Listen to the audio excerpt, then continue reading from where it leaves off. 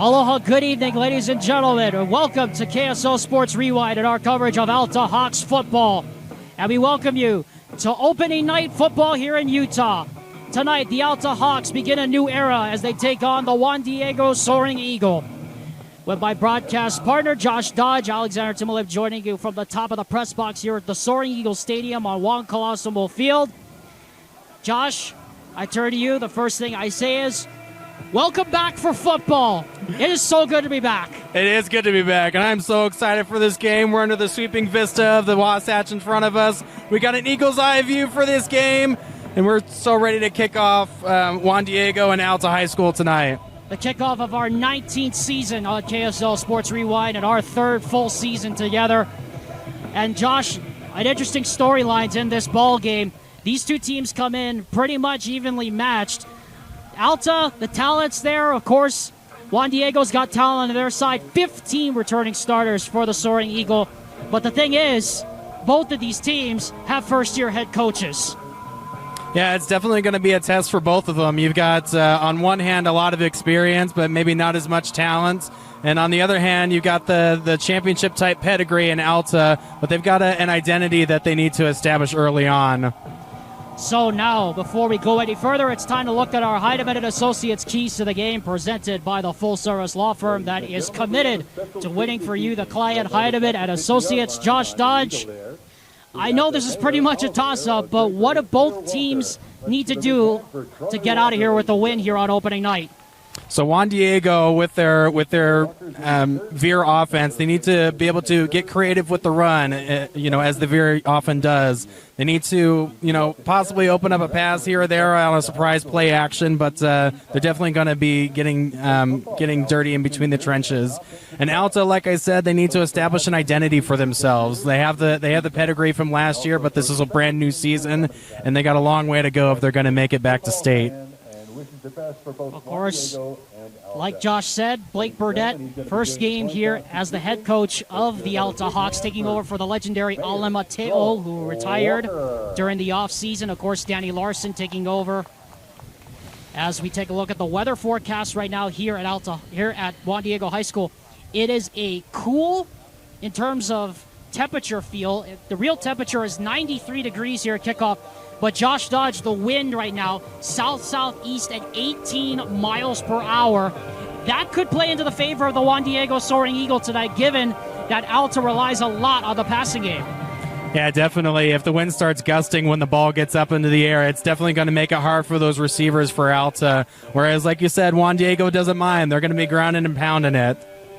And Juan Diego, we're going to get to see them right away as they will win the coin toss. They elected to take the ball first.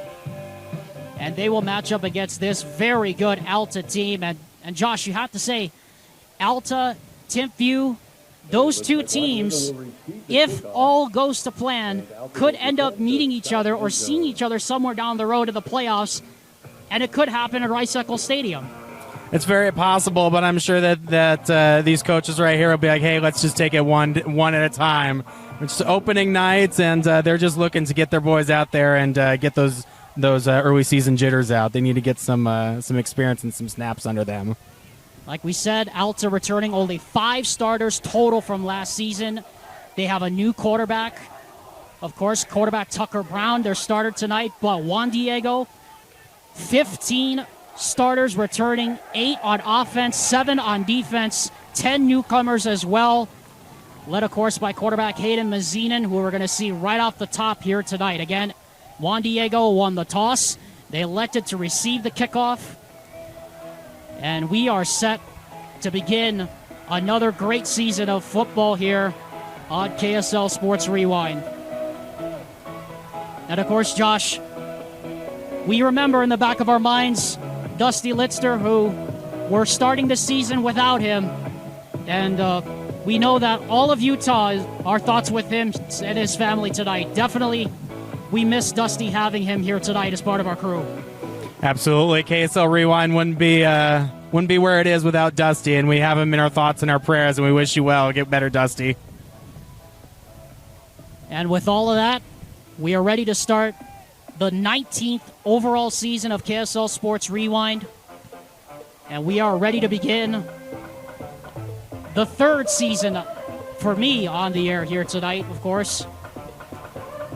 But Josh, this will be your first full season with me. Of course, Gavin Atkinson down here below us operating the computer tonight will be part of our camera and color crew this season. I bet you're excited as I am to get this thing started. Oh, man, I can't even explain the jitters right now. I feel probably like a lot of those guys out there on the field right now. First game of the season, got a lot to prove, and I'm just excited to get going here. So we are ready. And, folks, we hope you are as well. For you thousands of people in the arena and millions of people around the world, let's get ready to rumble.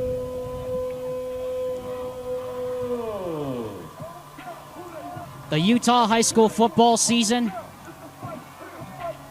is ready. The Beehive State is ready. We are ready as well. So, ladies and gentlemen, the high school football season has begun, and the kickoff goes through the back of the end zone for a touchback. And let's now see what offensive coordinator DJ Larson does against this very potent Alta defense. And Josh, like we said, it is going to be a very stiff test to see how this running game fares against this Alta defense. Definitely, and if I had to hedge my bet, I'd say Juan Diego is going to run the ball first. Well, you would think. It is the Veer offense, after all. They come out in the split back. And get a jump early. Right off the bat. That sudden movement from the line as they go down to set just drew the jitters out of Alta early, and they get a free 5 yards to start off the season. That's Caleb Walker, the edge back, who got called for the false start on the defensive side, because there's no such thing as offsides. There is offside. And on the dive play on first down, it's a handoff up the middle, and getting the carry is the B-back Antonio Archuleta, and he will move the chains after a pickup of 6 yards. It's the difference between the book of Revelation and Revelations. There's no revelations in the Bible. You can only, in this football game, you only have one side to be off on. And there he goes again. Offside. That's the second one that Juan Diego has drawn, and I believe they're going to get the nose tackle Sterling Toelupe this time. And that's going to be a problem, Josh, if that's going to be a challenge, too, for Alta, is because they set so quickly as a unit. Yeah, that's something that the defensive coordinator is going to have to get in the lineman's ear, defense, in order to tell him, like, hey, like, we can't be jumping off sides like that, giving them free yards. Calm down and let's just play some football. And there's another carry as Corbin Buckley, the tailback, gets the carry. And the Soaring Eagle, 2 carries, 2 first downs, abetted, of course, by penalties. From the 45. Darian Otto lines up as the H-back. Double wide receivers split out to the left in this spread back veer offense that is basically a triple option offense. You're going to see a lot of movement between the quarterback and the B-backs, and here is the handoff this time to Archuleta, and this time he gets stoned at the line of scrimmage. See what happens when Alta just settles down and they read the play correctly. They stop him for a relatively no gain. Ben Wollenberg got in there to blow everything up. Yeah, he got a great release off of the ball as he was staying disciplined and move when the ball moves. Hayden Mazinin, the junior, with Antonio Archuleta, number 8, and Corbin Buckley, number 22, the fullback and the tailback in this spread back veer set. Darian Otto lines up as the tight end. 2nd down and 9 from the 46. And again, the B-back handoff. This is to, I believe that's Archuleta. It is. And he gets close to midfield. Now, the key here, Josh Dodge, is if you're Alta and if you're running this triple option veer offense, you want to stop the dive. That's the key right there. And you want to make sure you get minimal yardage. As quickly they come back to the line here on 3rd down and call it 6 now from the 49. Yeah, and I think that's exactly where Alta wants to be with this short yardage runs. The Juan Diego is going to be hard pressed to pick up this, and he goes down as he tries to get it to the outside for 1-yard game, but it's going to be 4th down, and Juan Diego's going to look to punt. That's Bennett Coaster who got in there with the stop as Mazinin tried to take it on the quarterback option out to the right. And the offense is staying on the field for now. Well, you might as well. 4th and 5. At the 50.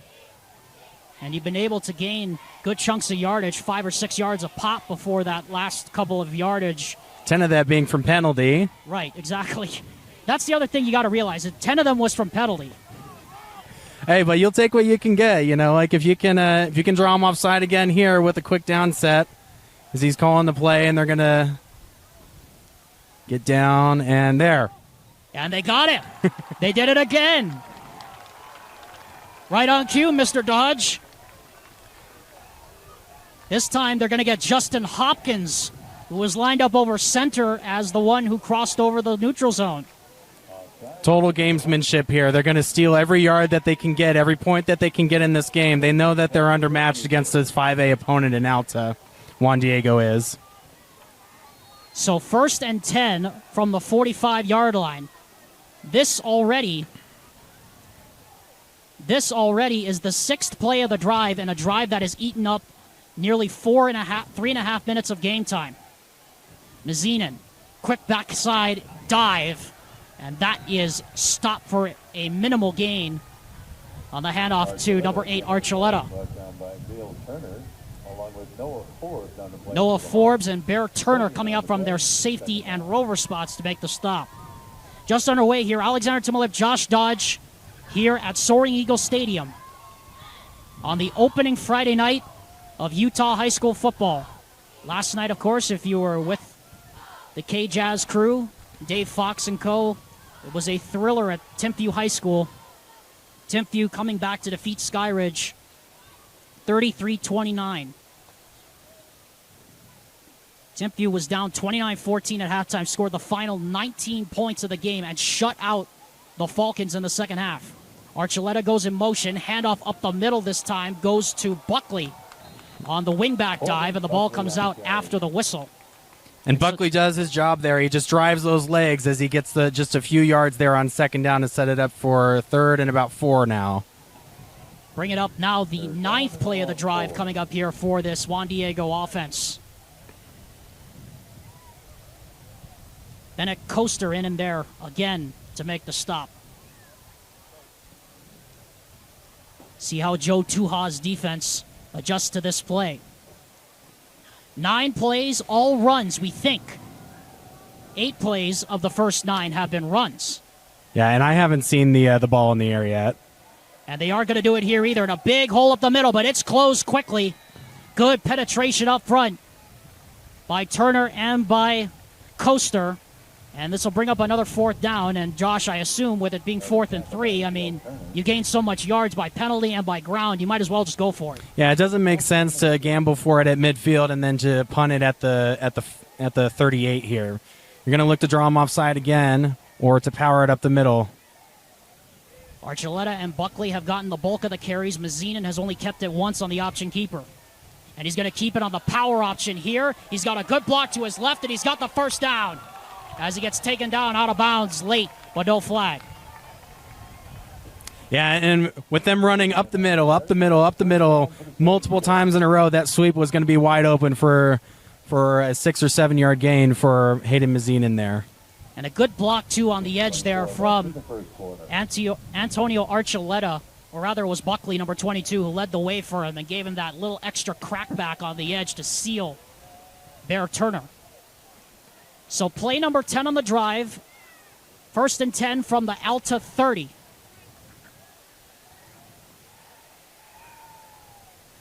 Mazinin, audibilizing. Takes the snap, now hands off to now keeps it on himself up the middle. And he gets about maybe 3 yards on the quarterback option to the right guard. Might have needed to hand it off there as the end man stayed to play the quarterback there, but he faked and he followed and he still picked up the yardage anyway. 12th play of the drive, and we have 6 minutes left of the first quarter. 12 plays on a drive that started at the 20. Now it has advanced to the 24 of Alta. Already 6 minutes and 15 seconds eaten up off the clock. And this is exactly what Skyridge did to Timpview last night, and it nearly worked. Second down and 7. Mazinin, hands off, up the middle, bouncing it to the outside is Archuleta, and Archuleta gets brought down from behind. He was a shoestring or two away from breaking out to the outside, brought down on the play. And you heard a little roar out of this crowd as you see him break open in the open field, and you don't see that quite often as you often see scrums up the middle with Juan Diego. But I sense that they're going to have a little bit of fireworks here. They got some misdirection going. They've got their snap counts, mixed so that they can be able to get some free yards, and they need to just keep playing their game. Third and short here. We've got 2 downs to be able to pick up this first and 2 yards. First, 3rd down and 3 now from the 23-yard line. Matt McKay made the last stop. It's a misdirection backside dive, and it goes nowhere. Archuleta swallowed up by a whole host of white shirts. He got 2 yards, but it's 4th and a yard now from the 21-yard line, and obviously Alta is preparing for a situation where they will go for it once again, as we have an equipment problem here. Looks like it's the center, Hunter Landers, that has to come out for a bit, so he'll be replaced. And another rotation in, so an unbalanced line here on this 4th down play.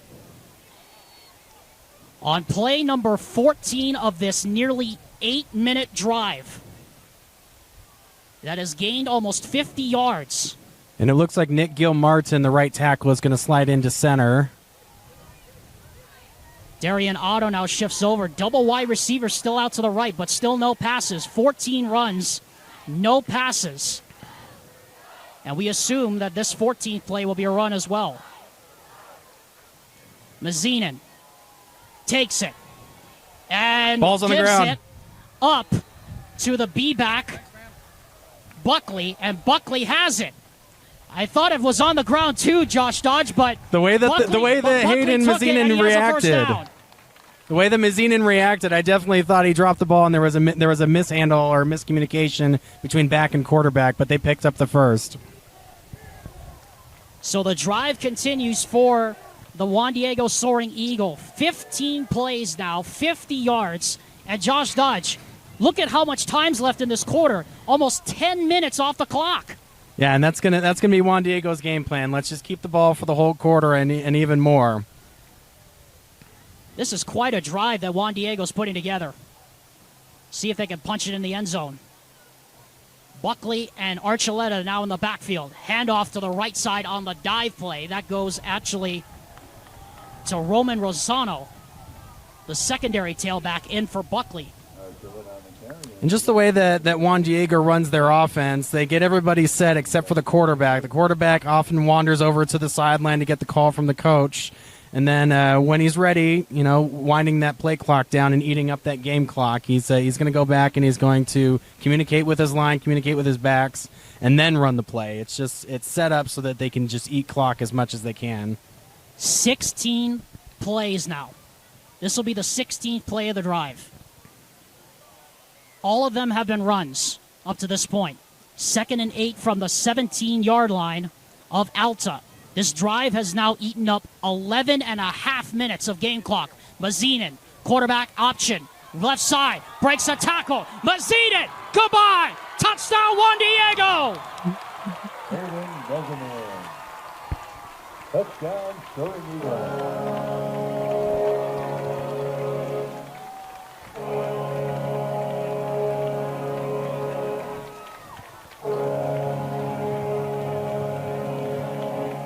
And Hayden Mazinin runs the football just like his team operates. He's going one direction, then he's going to come back against the grain, using Alta's momentum against them as he cuts back and gets in for the touchdown. And how about this, Josh Dodge? The Chicago Blackhawks goal song playing right now. A little Chelsea Dagger. I love it. That's a new one. I love it. It's a mix of cultures. You have the celebration and the hype here as Juan Diego goes up early on their first drive. The extra point is up. Eating up 80% of this first quarter. The extra point is up, and it is good. 2:23 left in the first quarter. Soaring Eagle, and to the tune of Joker and the Thief. We are set to kick off once again. It's an onside kick, and Juan Diego, I think, recovered it. And the surprise there from Juan Diego, they knew that they were leaning on this Alta team, and they're just going to lean on him some more. Well, how about this? The crowd is loving it. Head coach Denny Larson rolling the dice. And now that tired Alta defense, Josh, gets right back on the field. Yeah, and it's not tired from running and going fast. It's from the strength and the exertion and just being leaned on. You know, they tried to get off the field multiple times on fourth down and couldn't do it, and ended up giving up 7 in the end. And maybe we'll likely have the same result here. So Juan Diego, 16 plays, 80 yards, 937. They're right back on the field on 1st and 10 from the 47-yard line of Alta. Mazzino. Now the ball's on the ground. Yeah, now the ball's on the ground. Dropped the snap and is lucky to get back on top of it. But, Josh, you have to think, right, like we said, Alta, the one thing that they have to do, they have to stop the dive, number one. But the second thing is they have to put Juan Diego behind the sticks like they're doing right now. Yeah, and that's just a drop pass by Hayden Mazzinen, but hey, Alta's also going to take that. You know, like they're going backwards or get net zero on that play. And it's just a loss of down, and they got to go back to Juan Diego's got to go back to the line, and they got to regroup. Hayden Mazzinen, the 16-yard touchdown run to put Juan Diego on the board. Then the surprise onside kick by Darian Otto. And now Juan Diego right back out there. Play clock down to 3, down to 2, and they just got it away, and the dive up the middle goes this time to Rosano. He's just pushing the pile forward, driving those legs into submission down about the 41-yard line. He needed 11. He picked up 6. You know, and the other tricky thing about these split backs is that they're not standing up like a typical tailback. They're leaning down like as low as the line, or sometimes even lower than the line with those big uglies up there. They're hiding their movement, and they're going to be able to, you know, fool Alta's defense. And like, where's the ball? Is it here? Is it there? That's what all the misdirection is for. Under a minute to go, Alta has not run a single play in this first quarter. Juan Diego has now run 19 plays. Play clock down to 5. Mazzinen looking over the defense. And it's a dive up the middle again. And another good pickup for a first down, as that's Buckley, or Archuleta rather, getting right behind the center. Another pickup, another first down for Juan Diego. And they are just making this look way too easy right now. They're just getting downhill. Those tailbacks know exactly what they're supposed to do, doing their job, being explosive off the out of the backfield, whether they get the ball or not. They're either decoys or they're getting the ball. 20th play that Juan Diego has run in this quarter, and I do not believe they're going to run a play because we're at 10 seconds left in this quarter. You could get another one off. My money's on they're not going to. Minus 1,000, and I lose 1,000. I'm not a betting man, but I'll take the under on that one. Yeah, I wouldn't take your betting advice. Yes. Well, thank you. It's good you wouldn't. But anyway, Juan Diego, 20 plays in the first quarter, and they are in front early and driving again against the 5A Alta Hawks. Diego leads, now going to the opposite end of the field. We'll tell you the story of the first quarter in just a second from the split back formation. Here's a sweep to the near side to Buckley. Or rather, that's to Rosano, and Roman Rosano takes it to about the 32-yard line. Alexander Timolip, Josh Dodge here at Juan Colasomo Field here at Soaring Eagle Stadium. Juan Diego went 16 plays in 80 yards in 9 minutes and 37 seconds, scored a touchdown. And now they're right back on the field, Josh Dodge, following a shocking onside kick. They're executing their game plan to perfection right now, and they knew that Juan Diego knew that onside kick was going to either work really well or be a disaster for them. Alta is back on their heels. They're being pushed off the ball, and they're not ready for this game right now. They got to get their heads in it, and they got to get a stop here. as it is 2nd and 8. Here's a handoff. Big hole for Archuleta. And he's got a first down to the 25-yard line. Antonio Archuleta. They just keep feeding the backs, and they just keep doing work. 9 more yards there for Antonio Archuleta. Yep, and they're spreading it around. It's Archuleta, it's Rossano, it's Buckley, it's Mazinin keeping it himself. They're spreading the wealth, spreading the love, and they're using this misdirection to their advantage. And what's more, no passes. No passes. 22 plays have been run now. This will be the 22nd play coming up for Juan Diego. The first 21, all running plays, no throws. You know, often what you'll see in high school and college now is a lot of speed, and a screen pass is the extension of the running game, but not here for Juan Diego. They're running the veer, and they're going right up the middle. Look out again, Archuleta. Well, we have a flag down in the backfield, and from where it's tossed, I have a suspicion that this is coming back, and it is. Brandon Riley makes the call. It's a holding against the Soaring Eagle. That's Nick Gill-Martin, the right guard, or the left tackle. And if you're Alta right now, this is the manna from heaven you need, because now Juan Diego's behind the chains, and you got to get something out of this. Yeah, you got to hold him here. You got to make him punt. You got to make him punt from here. You don't want him. You don't want to give him 7 yards and 7 yards, and then they get to 3rd, 4th down, and they know that they're going to be able to lean on you again to be able to go for it and continue this drive. I think we may see a pass here. Are you a betting man again? Do you want to put odds on that? Nope. It's going to sweep to the far side to Archuleta, who's been the workhorse here thus far, and now we have another flag that flies in from the back.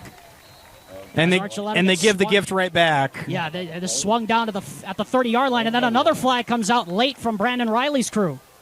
The White hat Brandon Riley threw the flag, so we're either going to have offsetting penalties or double penalty against Alta, which would be, Josh Dodge, devastating. A devastating blow, because we know we're going to have a face mask. But like you said, it's a question. Is it offsetting or is it compounding? And running off to the sideline there, I don't know if people saw it, but Bennett Coaster just threw his helmet on the ground. So I wonder out loud, there's actually 3 flags down right now. Tim Justice is our referee tonight. Pete Harmon, the umpire. Craig Jensen, the headlinesman. The line judge is Brendan Lawson, and then the back judge is Trey Nicholson, and the center judge is Travis Turner. So a face mask against... So it is a face mask and a personal foul against Alta, so that means double, triple trouble. And look where they're marking this. Calls a personal foul, face mask, followed by an unsportsmanlike. Yeah, perhaps we're going to get a tale of two halves like we did Skyridge and Timpview last night, where Juan Diego's going to have their way in the first half, but I'd like to see a good game. I'd like to see Alta be able to do some. Of course, they haven't touched the ball yet, but we definitely need to see some changes here from Alta, or else this is going to be a really long and grueling game for them. 23rd play Juan Diego has run in this first half. It's a handoff to the near side. This is Rosano, and Rosano gets pummeled in the backfield. Good pursuit there from Matt McKay, coming up from his free safety position. Loss of 2 yards on the play, 2nd and goal from the 10. There was a personal foul for a face mask and then an unsportsmanlike conduct against Alta. That's why the ball is so far down here in the red zone. Just more of those free yards, Alex. Yeah, 5 penalties already for Alta in this game. 3 offsides on that first drive in the first quarter, and now compounding it with 2 more penalties here. Tough start for the Hawks here, backed up against their own goal line now. Rosano goes in motion, handoff to Archuleta, and Archuleta powers his way forward for about 3. Down to the 6.5-yard line. It'll bring up 3rd and goal from about that spot. Archuleta on the carry. And this is where the Hawks defensive line and linebacker core can really see what they're made of, as they're, like you said, backed up against their own goal line, and it's 3rd down. They've been able to stop Juan Diego on the first 2 downs. Let's see if they can be able to do it again. You wondered if this is going to be 2 downs to get in the end zone, or Mazinin might throw this. No, That's going to be Juan Diego's game plan. It's going to be 2 downs, definitely. The way that they've been going forward on 4th down, taking those risks, onside kick, it is all or nothing right now for Juan Diego. Already 6 minutes eaten on this drive. It's a dive. No, it's a pitch. And Archuleta's pummeled in the backfield. Wasn't sure if it was a backwards pitch or if it was sideways. Not sure, but Riker Ellis gets up there for the stop, and that will bring on the field goal unit here for the Juan Diego Soaring Eagle. But you have to think for the Soaring Eagle, like any kind of points at this point, that's a win. Definitely. Stealing yards, stealing points, that's going to be Juan Diego's brand.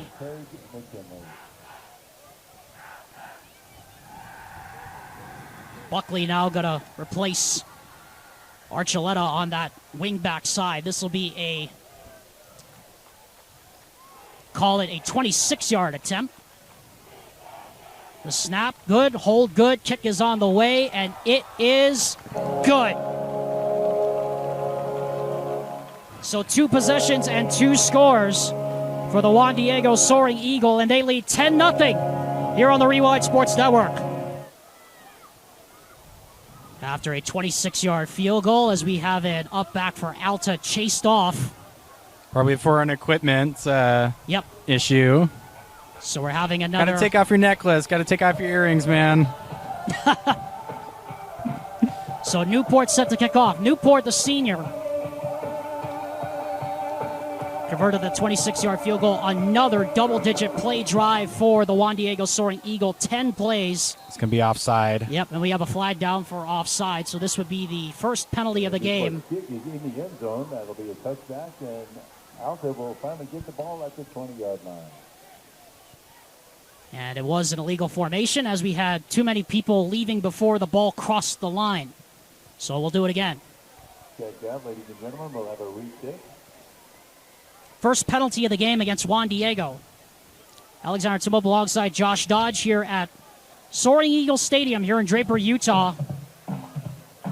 It is 10-0. Juan Diego, 2 possessions, 2 scores. A 16-play, 80-yard drive that ate up almost 10 minutes. And then a surprise onside kick, and then 10 more plays. Well, and wouldn't it be interesting that after the illegal procedure, you throw him a curveball and you just kick another onside right here? Are you a betting man this time? No, he's going to kick it deep. Yeah, he did. Squibbed, kind of. He line drives it into the end zone for a touchback, does Newport. So Alta will finally get its first possession of the season. And Josh, I don't normally say this, but this is a big possession here for Alta. Like, they have to put points on the board. Well, we're 16 minutes into this game, and Alta is just now seeing the ball. You know, like in any other game, they might have a second or a third possession at this point, but because of the nature of Juan Diego's play style, you know, the Hawks are just now trotting onto the field to be able to gain some yards themselves. So now we'll see Tucker Brown in this offense go to work for the first time. And he'll come out with 4 wide receivers in that classic run-and-shoot set. Brown lines up in the gun, 4 wide receivers, doubles to either side. Motions the gun out of the backfield. And Brown to throw on first down. And the throw is behind and incomplete. And we have a late flag coming in as Brown is on the deck as well. And I believe this is going to be roughing the passer. Roughing the passer penalty, and it is. But hey, 2 sides of a coin, right? Juan Diego, it runs their entire 2 possessions, and Alta comes out with a pass for the first play.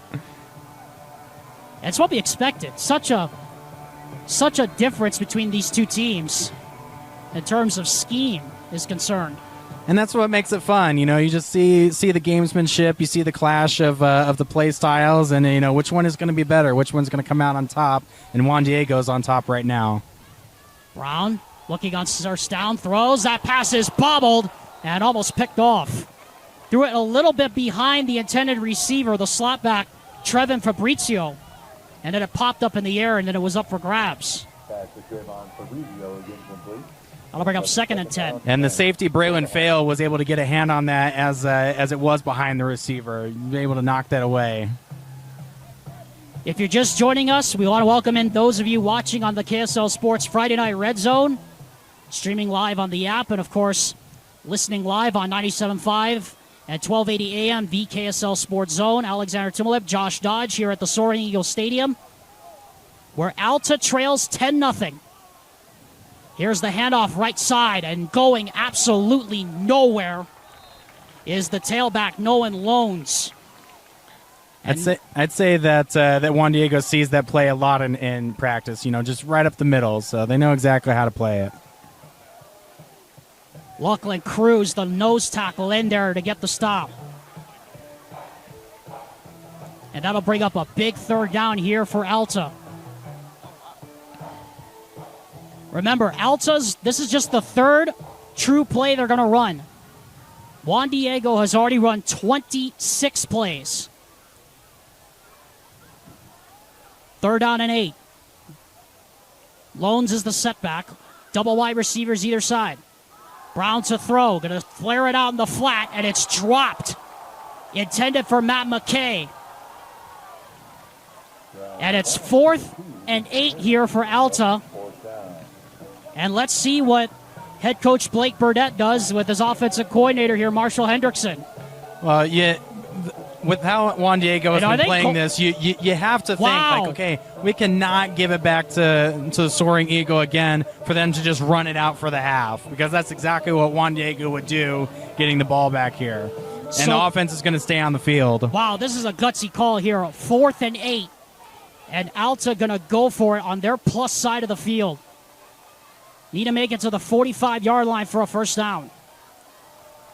Brown to throw. Blitz coming. He lofts it up into coverage. It is incomplete. And a turnover on downs, and Juan Diego going to get right back on the field. So you mentioned the play discrepancy, but we should also compare that with the time of possession.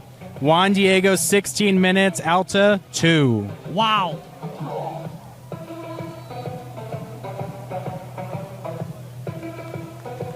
And it is 1st and 10 from the 37-yard line.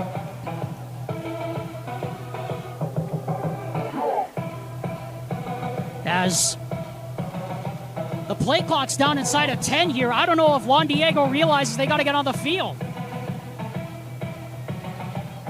They might even call a timeout here. I have a feeling Danny Larson probably will, and he does. So he will take a timeout. And we will take one with them back in 30 seconds after this word from Mountain Land Truck Outfitters on the Rewind Sports Network. That really is our score right now. Juan Diego leads 10-0.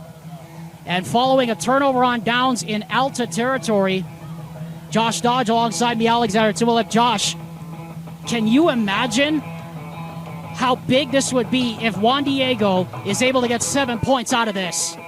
Yeah, it would definitely be on an upset alert for Alta, because, I mean, every time that Juan Diego gets the ball back in the way that they've been able to push Alta off the ball, you just know that they're going to get points as long as they're getting yards. Buckley and Archuleta, the two backs.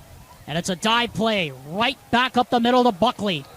And again, another 5-yard chunk right there. And that dive play, Juan Diego, they just keep going to the well again and again and again.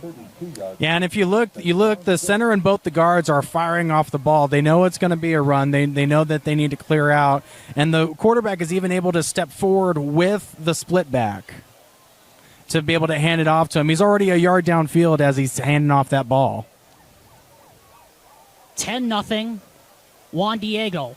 This will be the 28th play they have run. The prior 27 have been runs, no passes out of this spread option veer. And it's another run. This is Buckley. Gets a block. Buckley gets another block. Buckley, 10, and brought down inside the 10. Great blocking on the outside.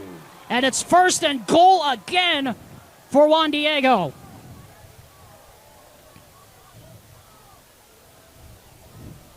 And Alta's going to have a line change up front, as they need to have some kind of answer. They need fresh fresh legs out there, and they need to get a drive. They need to get a push. They need penetration down there, and they're just not getting it right now. That's the biggest run ripped off by the Soaring Eagle in this first half. 21 yards.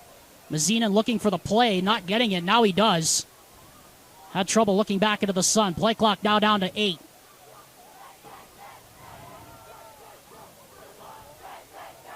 Play clock down to 1. They get it away. Hand off to the right side. And this time, Buckley goes nowhere. He's going to lose 4 or 5. But that's exactly the penetration that I was talking about. These linebackers and these safeties need to get downhill, and those linemen up front need to get a push. Jackson DeMille right there reading the trap. And able to get Buckley in the backfield before he was able to get ahead of steam. Loss of 4 yards on the play. And you could tell that he had a little bit of frustration as he threw down Buckley there in the backfield. He's kind of fed up with the score and the situation right now, being on his minus 15. Now we have a stoppage here as we're trying to figure out where the play clock is. The play clock was actually reading 15. Now it reads 18. Now it reads 25. And I think they got it sorted out now.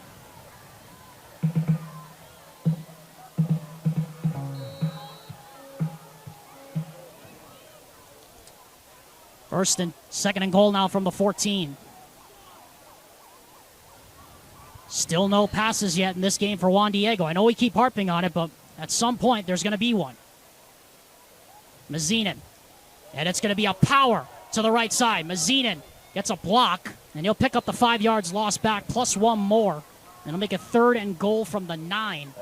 And you can see, Josh, now that the middle is open, is being clogged up, they're starting to run that trap and that sweep and that little wing back power, or the quarterback power to the outside.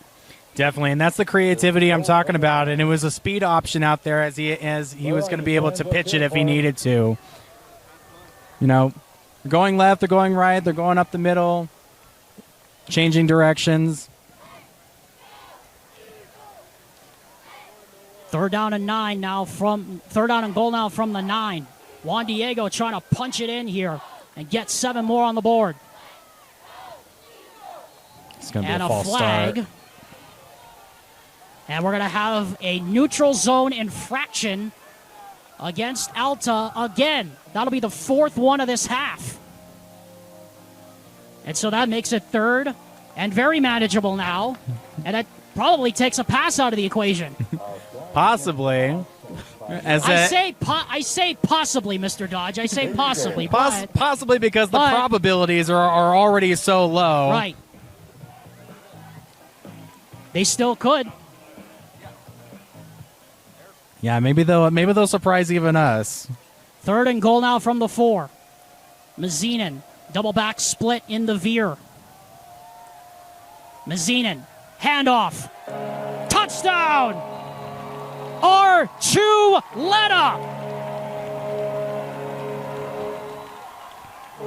And this game is just getting ugly for Alta. They're gonna need their offense to hang on for the remaining 4 minutes of this half, put some points on the board so that they have something going into halftime. Now, granted, Alta's going to get the ball to start the second half, so maybe they can get some momentum there with back-to-back possessions.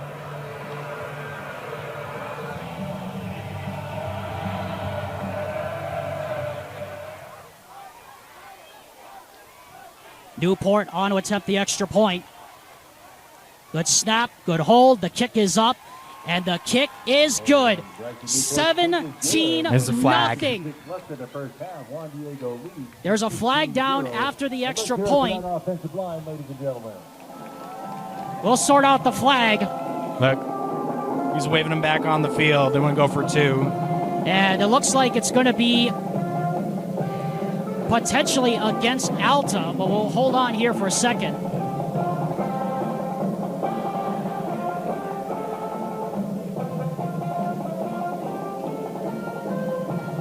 So the official signal is unsportsmanlike conduct against Juan Diego. It will be enforced on the kickoff. We'll take a break with Juan Diego putting Alta on upset alert here late in the first half on Rewind. Well, folks, you heard the phrase any given Sunday. Look at the scoreboard right now, and it's pretty much playing out that way. Juan Diego up 17-0 on the 5A semifinalists, Alta, Alexander Timolip, and Juan Diego, and Josh Dodge alongside me. Josh, I've been doing this now for almost 3 years. I have never seen this kind of domination before. Oh, definitely. And I'm sure there are going to be many things that you see for the first time as you keep continuing doing this. And Juan Diego, they're exactly where they want to be. They're up by 17. They're leaning on Alta, and Alta has no identity right now. They run 4 plays, have 2 minutes of possession, and yeah. What more can you say?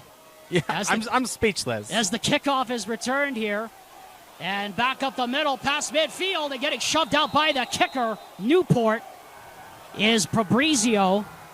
That'll put a spark in Alta as they start with the ball on the 40-plus 42-yard line. So it is 17-0. Alta leads, or trails here. Make that the 46. I mean, what more can you say about this half? I mean, this has just been unbelievable. Alta's run only 4 plays. They have had 1 possession. This is only their second. And Juan Diego, meanwhile, has had 3 possessions. They have ended in touchdown, field goal, touchdown. Brown to throw on first down. Screen play to Loans, and Loans is swallowed up. Yeah, Alta's definitely on a steep learning curve right now. They gotta make some adjustments, and they gotta get back into this game fast, or else it's gonna get ugly. And it's what Blake Burdett told me, that Juan Diego was gonna bring a challenge offensively, and they needed to play assignment sound football on both sides. Triple wide receiver now lines up to the left in that run and shoot set. Loans is the setback next to Tucker Brown. And Brown to throw on second down, looking, throws. That's complete, sitting in the zone and making the catches. Fabrizio breaks a tackle and gets brought down at the 30. And that's the first down of the night for Alta, and it comes with 2:58 left in the second quarter on just their 6th play. And the first downfield completed pass in this game for either team. That's true. There have been 5 passes, all by Alta.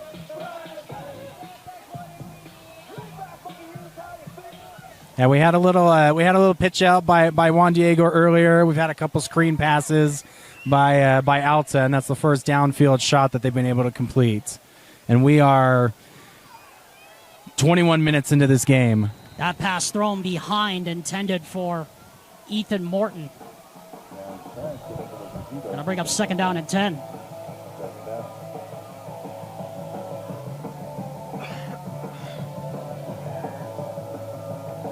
Can you imagine if an NFL game had 1 completed pass and it was in the second quarter, 21 minutes into the game? We would have been done already.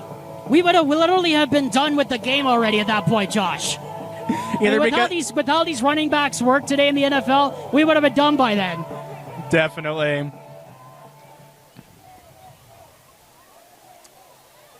Double wide receiver now lines up to the right with an H-back in the formation.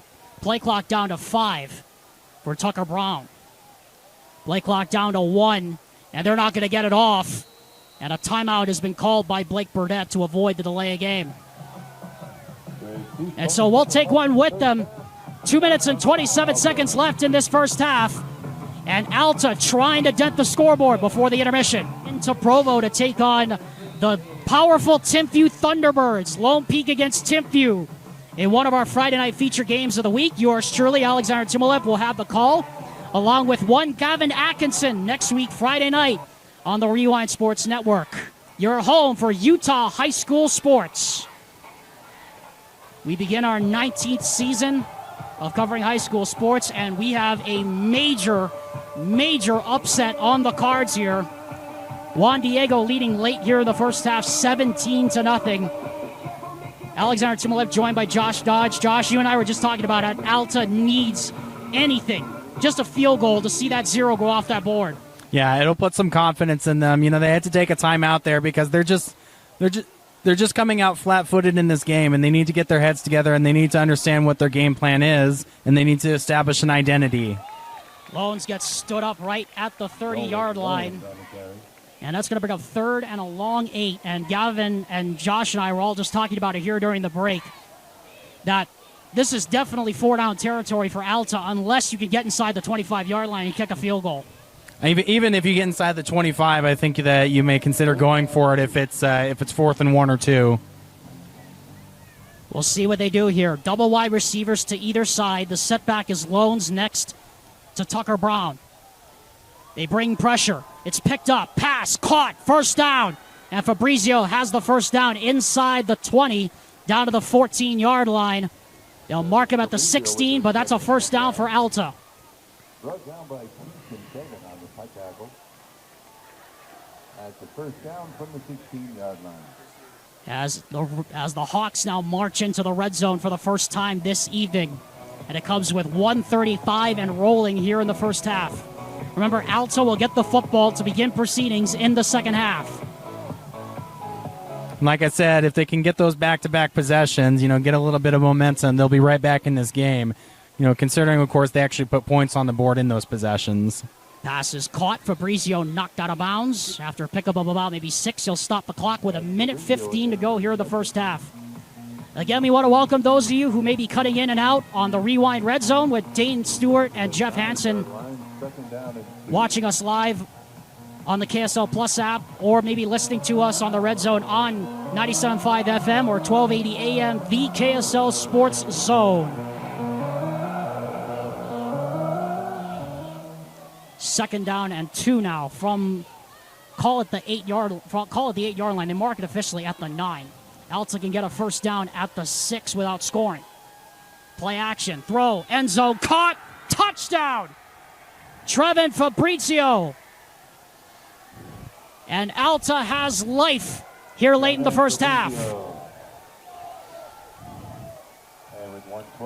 And Fabrizio's has been Tucker Brown's bread and butter, his go-to outlet this entire drive. He's got it going. He's getting open, and that's a much-needed score for Alta there as they're finally settling into this game. 1:12 left in this first half.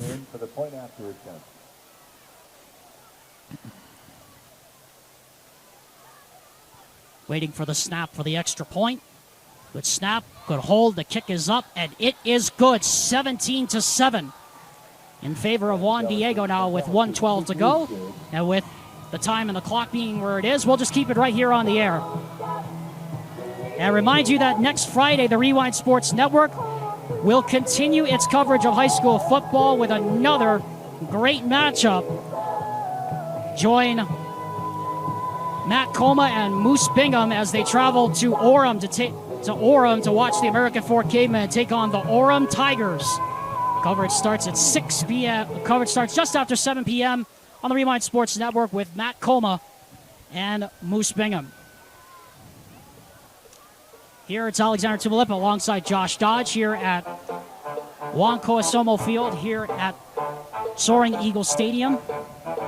And really at this point, Josh, I think if you're Juan Diego, the question now becomes, how aggressive do you play this next drive? Oh, I think that Juan Diego is exactly where they want to be, and they would be perfectly happy with running out this 1:12. The question that I have is, if you're Blake Burdett, do you kick your own onside kick right here and try to score again before the half? Yeah, because there's no guarantee you're going to get the ball back, especially with the way Juan Diego's been running the ball. Yeah, with only 2 timeouts, you won't get the ball back. And it's just a line drive straight through the middle, and it'll be a touchback as Archuleta will not be able to return it. So 1:12 to go. That'll bring out Hayden Mazzinan in this offense again. First and 10, Soaring Eagle from the 20. Be first and 10 on the 20.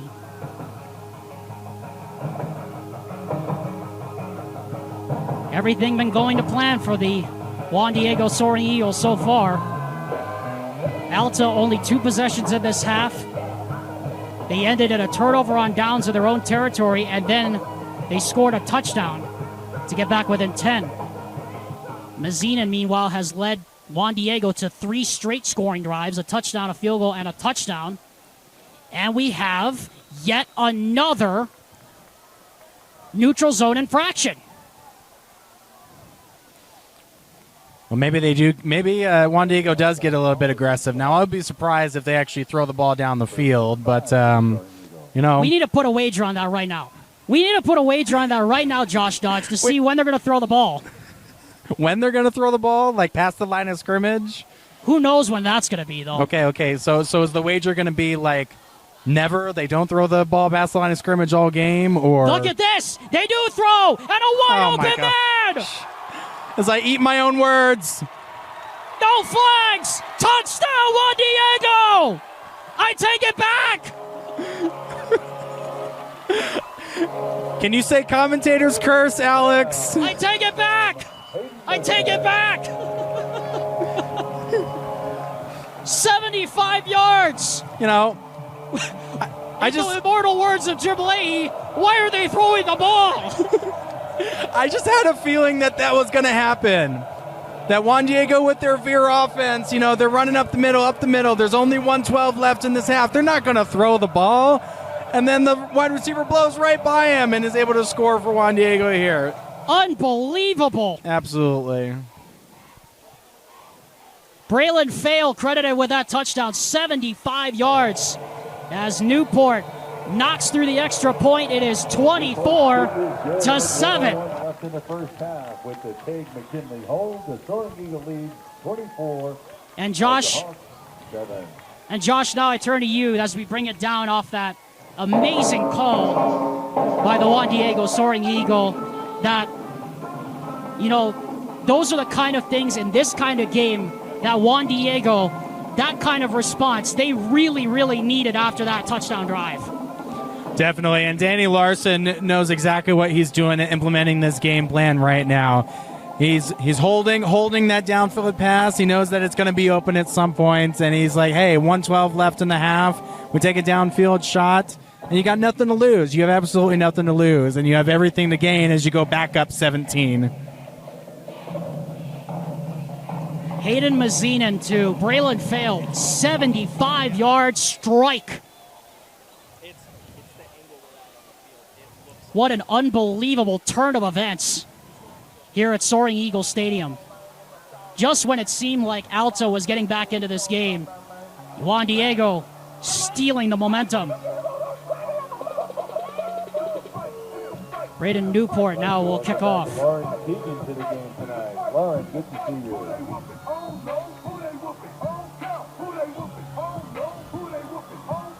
Newport kicks off short this time. It'll be taken by Morton at the 3. Morton, 20, and he gets nailed. Good one-on-one tackle out of the 21-yard line. All right, 55 seconds, 2 timeouts for Alta.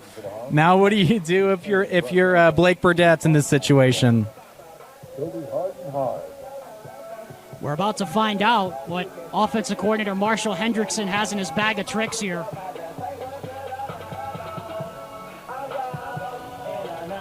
(24-7). Juan Diego.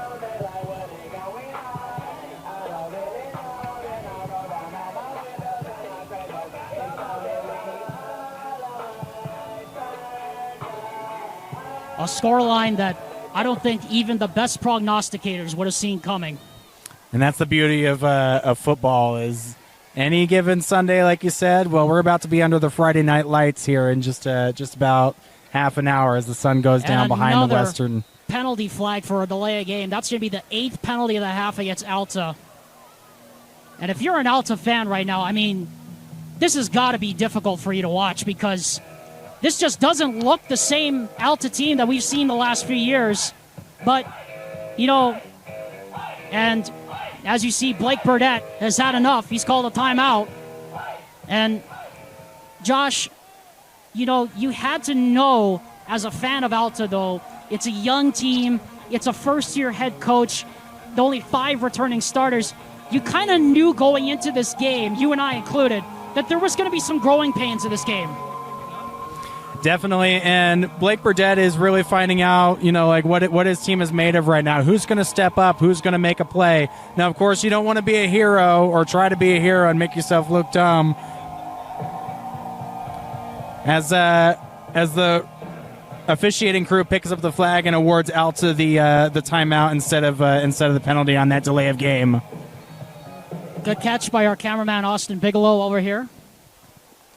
So after the timeout by Blake Burdett, Alta just trying to get something going before the end of this half. With 55 seconds to go, Brown drops the pass. Rusher coming. He steps up. He's going to run. And he gets clobbered as he gets across the 25-yard line, and the clock will run. Under 45 seconds to go. Archuleta made the stop.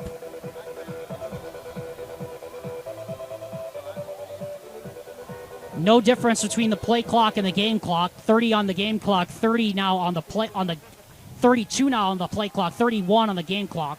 As that pass is complete and brought down at the 43-yard line, there is Morton. And Morton gets to the 43. That's a first down. Clock will stop while they set the chains with 20 seconds left to go in the game. Or in the first half, rather.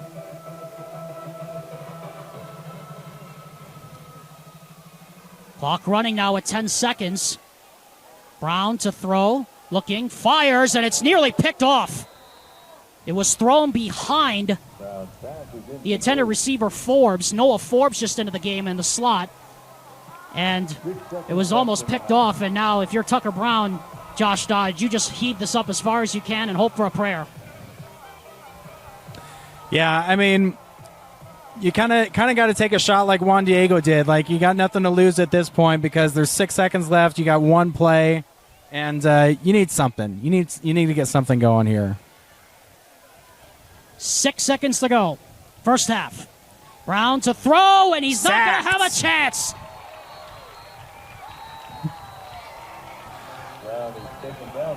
What a fitting end to this half here as Juan Diego just leans on Alta again and is able to sack Tucker Brown in the backfield. So there was a timeout call with 1 second remaining. So we're not quite done just yet.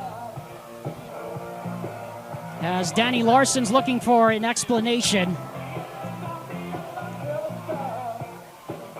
Adric Lillestrand is credited with the sack.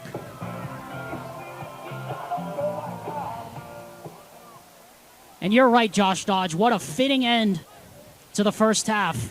I mean, this has just been pure and total domination by this Juan Diego team. Yep. Juan Diego knew who they were coming into this, knew who they are coming into this game, and they have just absolutely punched Alta in the mouth. Now we got a drone flying over the field. I hope the officials see that, because you are not allowed to have a drone flying over the field during the run of plays. And now the line judge down here sees it. Danny Larson takes a timeout. There's a drone flying over the field here at Soaring Eagle Stadium. Well, I don't know who brought that in, but that's obviously not allowed. Under the UHSAA sportsmanship book, you're not allowed to bring any objects of that kind into the stadium. Yeah, because you just never know, like, whose it is or right. what it's filming, and if it's gonna get. Maybe it's the Canadian team again. Maybe it's Bev Priestman, or maybe it's John Herdman filming again. Maybe they're actually trying to learn something for the Canadian Football League up there. I don't know what the Canadian Football League would benefit from, a high school football game here in Sandy, Utah. But okay, sure, like whatever floats your boat. Maybe they want a contest. With like American football rules or something. That drone is flying very close to our broadcast position here. It's looking almost directly at us. Smile and wave, boys. Smile and wave. Doesn't take a lot to make me nervous as a broadcaster, but unfortunately that, as a football fan, makes me extremely nervous to see a drone flying over the field during the run of play, a live run of play. Anyway, 1 second to go. Now the clock runs out. Brown's just going to heave it. And it is caught and dropped there by McKay. And that is it. Pass broken up by Toby Harden on the play, and that is the end of the first half, ladies and gentlemen. With the score, the Alta Hawks 7 and the score. And we have a flag late after all of that. Is it going to be unsportsmanlike? Are we going to have an extended half? Well, if it's an unsportsmanlike conduct foul, it will be after the dead ball, so the half is over. So that would matter. Only what matter is the enforcement on the kickoff. Oh, that's true. And so it will be enforced on the second half kickoff. As we expected, it's a dead ball foul against the Juan Diego Soaring Eagle, but that's it. Josh Dodge, I now come to you, and I mean,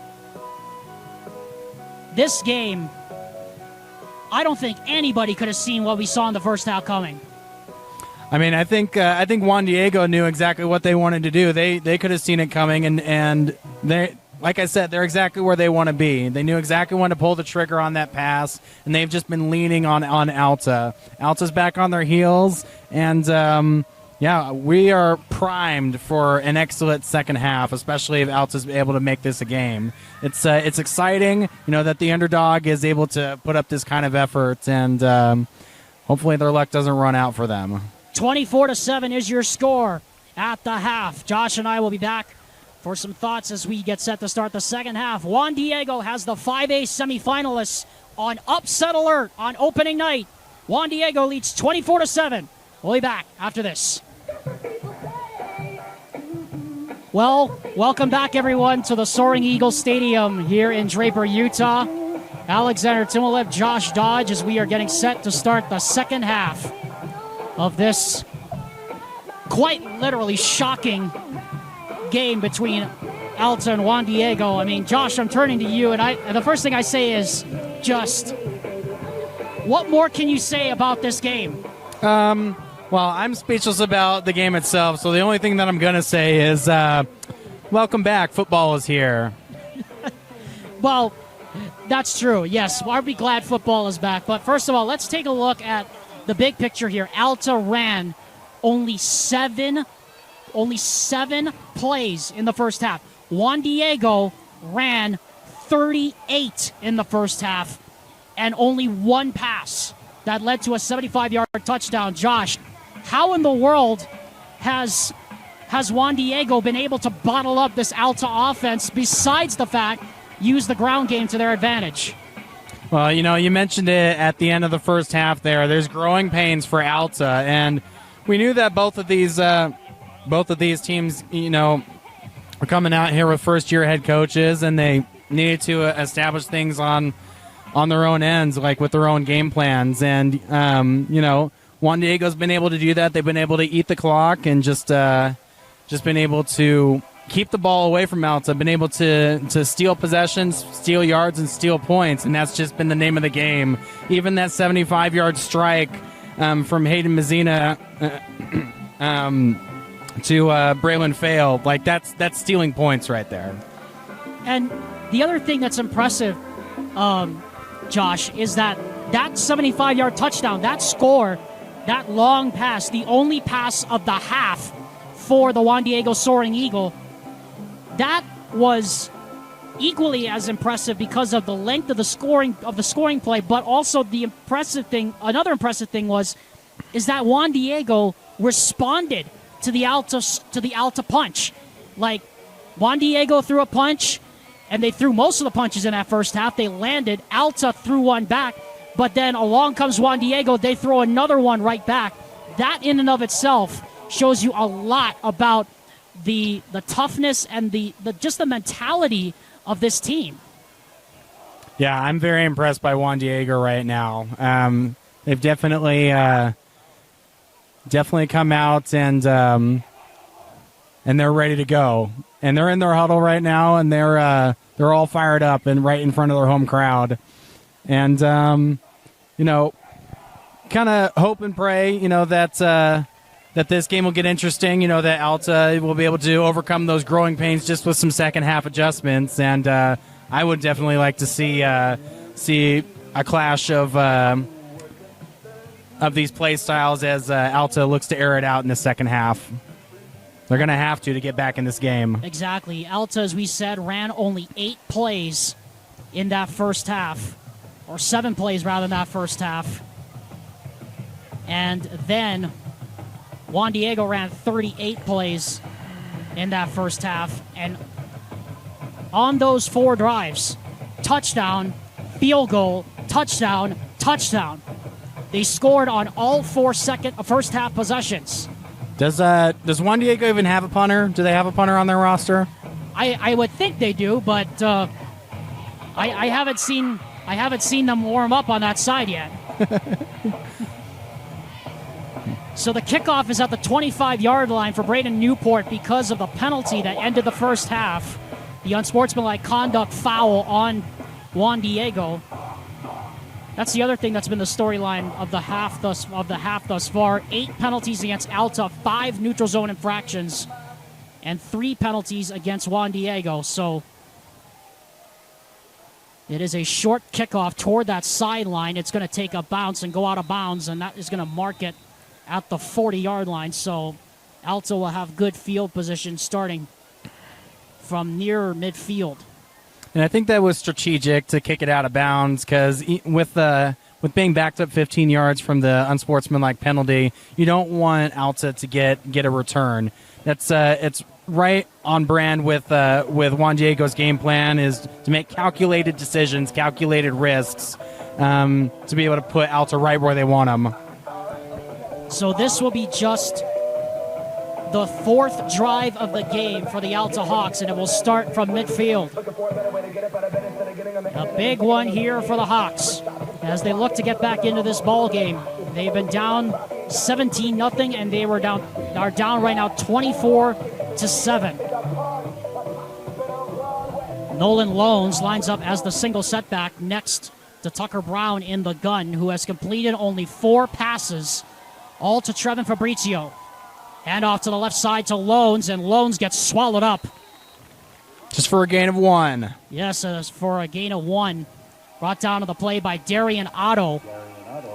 But hey, that's just to settle the nerves. Like, hey, we're out here on the 50-yard line in the second half. Let's hand the ball off, and let's get our second play in here, and let's go to work. This will now officially be the 10th play that the Hawks have run tonight. And just their 4th drive of the game. We are barely starting the third quarter. Brown to throw on 2nd and long. Throws. That's complete to Morton. Morton is brought down at the 37-yard line by a couple of blue shirts. But he picks up the first down. Just the 4th one of the game for Alta. But it's a big one.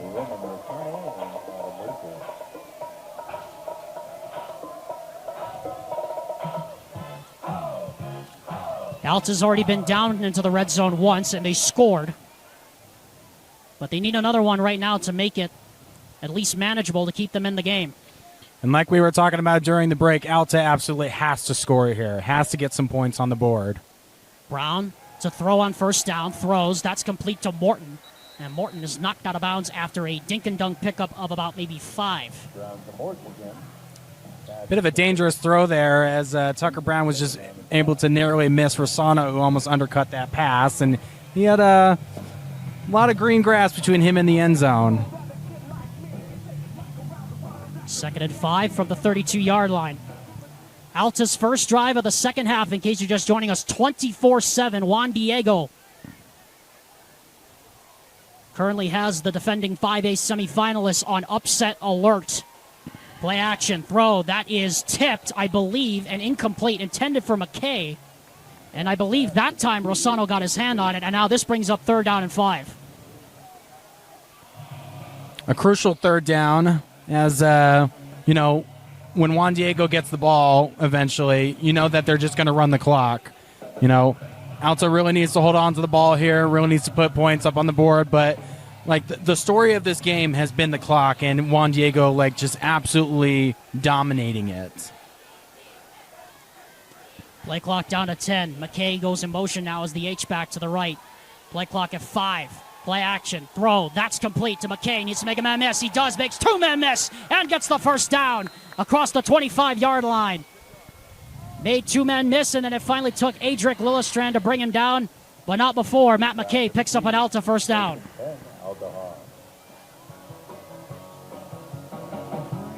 That is just the second third down conversion of the entire game for the Alta Hawks, but it keeps the drive going. Approaching the red zone.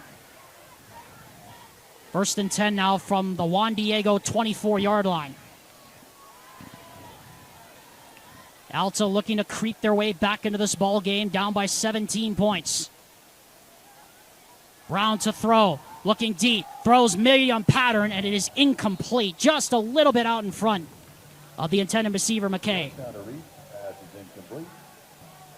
Second down. Second down coming up.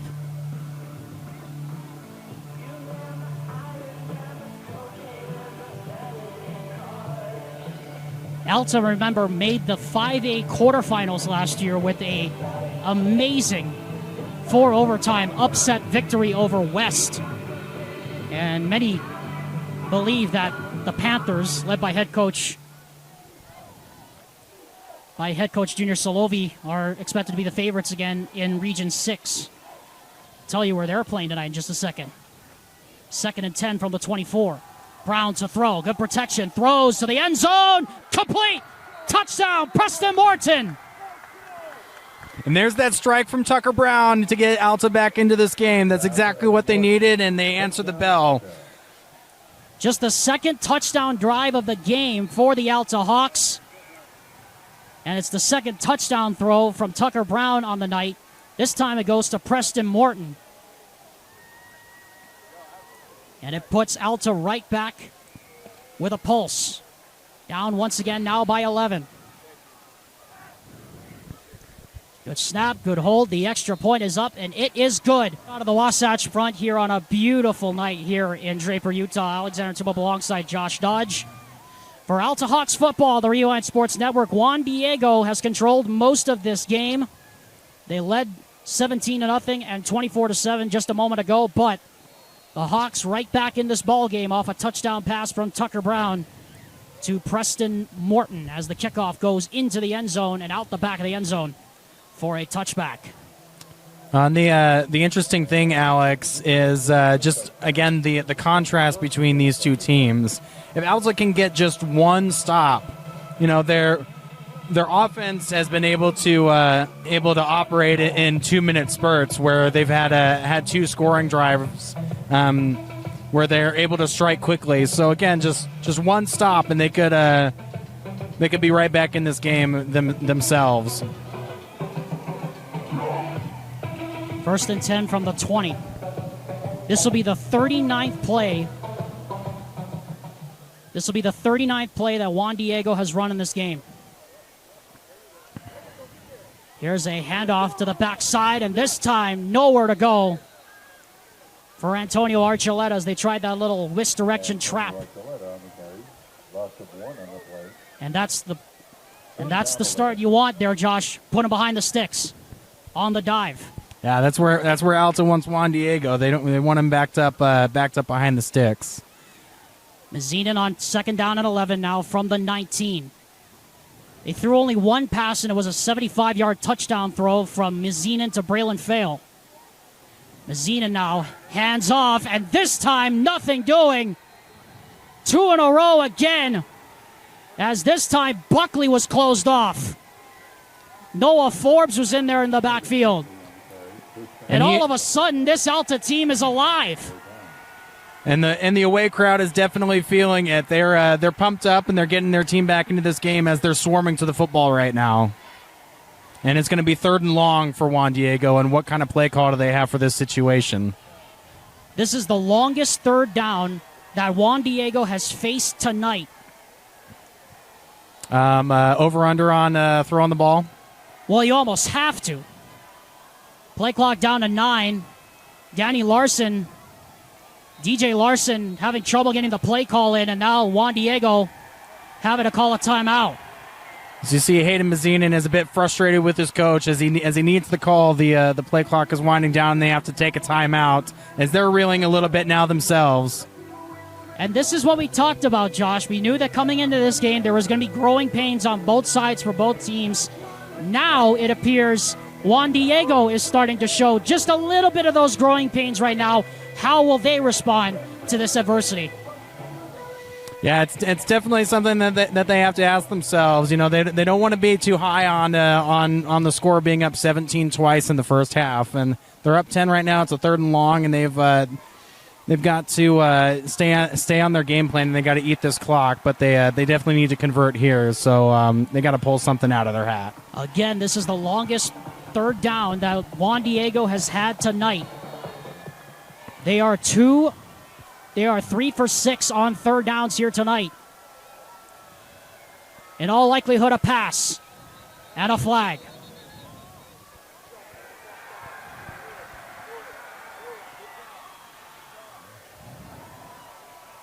And now it's going to be 3rd and 18. That's the 4th penalty of the game against Juan Diego. What did I tell you, Alex? Could be a tale of two halves, just like last night between Timview and Skyridge. We expected it. I mean, we kind of expected it. It's the first game of the season for both of these teams. Non-conference opponents in different divisions. Mazinin to throw. Good protection. Breaks down. Goes down. Sterling, Toy, Lupe, and Wallington got there on the sack. And Hayden Mazinin seems to be calling for a face mask somewhere, but he's not going to get it. And this will be the first punt either side has had tonight, as it's going to be 4th and a mile now here at the 6-yard line. On the punter for Juan Diego, he's not going to have a lot of space to be able to get this punt off. You don't want to get it blocked out of the back of the end zone. Yeah, Braden Newport doesn't have a whole lot of room back there with Preston Morton standing back at his 43. Alta late running an 11th person out there. And the punt is a end-over-end wobbler as Morton falls over trying to field it. It was an end-over-ender. And he brings it in at the 40-yard line. And then after the fact, we have more penalty flags. As Bear Turner trying to get Coaster out of there. Motion starting to run a little bit high here at Soaring Eagle Stadium, and it's a penalty against Juan Diego. And it's a penalty against Juan Diego and against Alta, so it's offsetting personal foul, unsportsmanlike conducts. And after all that, it's still 1st and 10. And Alta got the stop that they needed.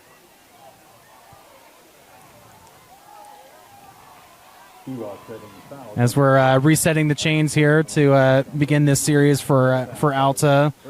Now the Hawks need to respond here again. You know, they're gonna look to strike quickly, but they're definitely gonna do it through the air. 7:36 left, 3rd quarter, 24-14. Juan Diego. Alta has been dominated for most of this game, but can they finally get their way back into this game and right the ship? The momentum is definitely swinging. Here's a play action. Brown throws, pass caught. Close to the 1st down. That pass complete. That's complete to Will Strong, who comes in to replace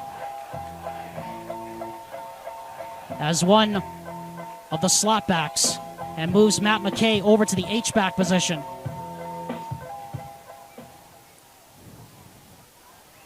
Second down and a yard now from the 30. Here's a handoff to Loans, and Loans is a 1st down to the 26, close to the 25, over the 24. That's another 1st down. And this Alta team really rolling now.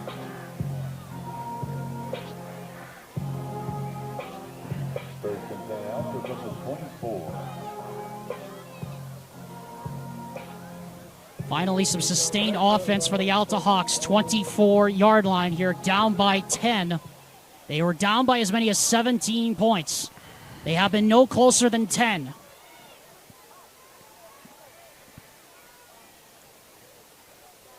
Brown from the gun. Hands it off to Lonis. And Lones gets about maybe 4 yards up to the 20-yard line. And Josh, this Juan Diego team, like we said, this is the first time they faced adversity.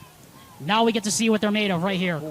I mean, they're still holding on to a 10-point lead. You know, Alta has been able to drive the ball here a little bit, but you can't just you can't rest on your laurels here. You know, Juan Diego needs to keep on the gas on offense, and they need to continue getting downhill against Alta here, and not let them get back in this game, or else the scales could be tipped back in the other direction. 2nd and 6 now from the 20. Wide snap. Brown looking, fade, throws to the end zone. Caught! No signal. Touchdown! Matt McKay, and Alta's back in it.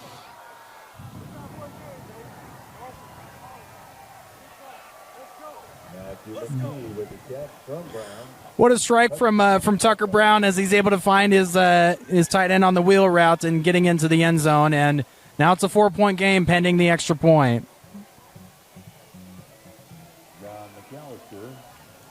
Now here comes McAllister in to attempt the extra point to make it a field goal game.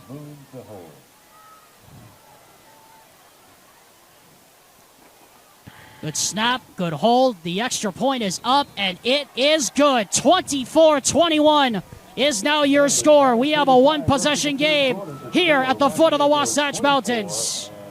5:35 left in the third quarter, and we have a brand-new game. Juan Diego's 17-point lead now trimmed to just a field goal. Alta Hawks football, the Rewind Sports Network, presented by Heidemann & Associates, the full-service law firm fully committed to winning for you, the client. Josh Dodge joining me, Alexander Timolip, here at Soaring Eagle Stadium. Josh, we kind of knew this was going to be a tale of two halves, and it's playing out so far. We knew Alta was not just going to roll over and let this happen. Yeah, they got way too much talent for that. They just needed to get the jitters out in the first half. They definitely come out here and shown Juan Diego what they're made of, and we blink and it's a 3-point game again. And Alta's now scored as many points as they've had possession, as they've had first downs all night long. 14th in this third quarter. After having just 4 first downs in the first half, they have 7 in their first 8 plays. And so now Juan Diego comes out. Remember, they opened this game with a 16-play, 80-yard drive. And that ate up 9 minutes and 37 seconds off the clock. Then a surprise onside kick by the Soaring Eagle. Got them the ball back. 7 plays later, they found themselves in the end, or 10 plays later, they found themselves with 3. And then, after an Alta touchdown,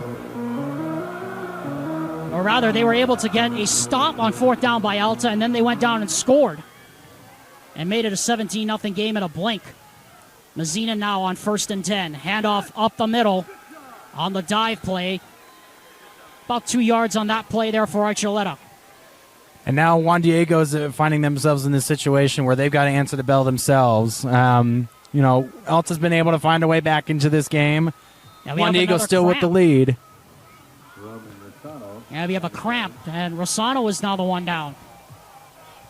Well, getting back to what you were saying earlier, Josh, Juan Diego needs a drive here to stymie the momentum. Yeah, they want to eat the clock. They want to hold on to this lead.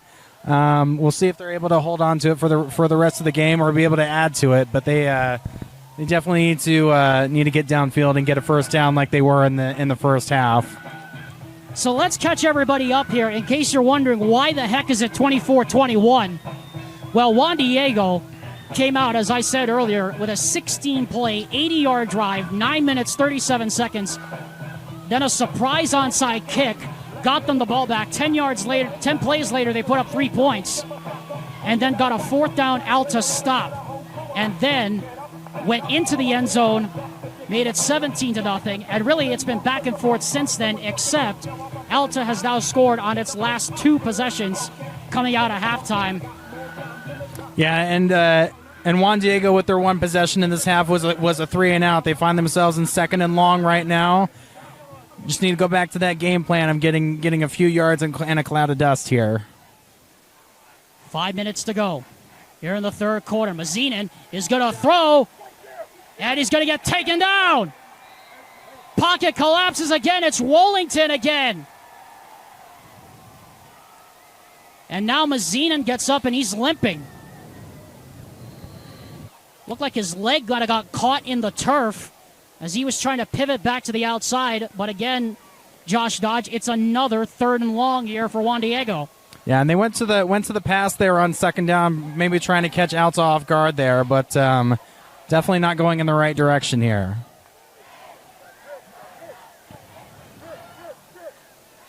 So we'll see what offensive coordinator DJ Larson draws up here on 3rd and 15 from the 15. Need to get to the 30. Juan Diego leading by 3.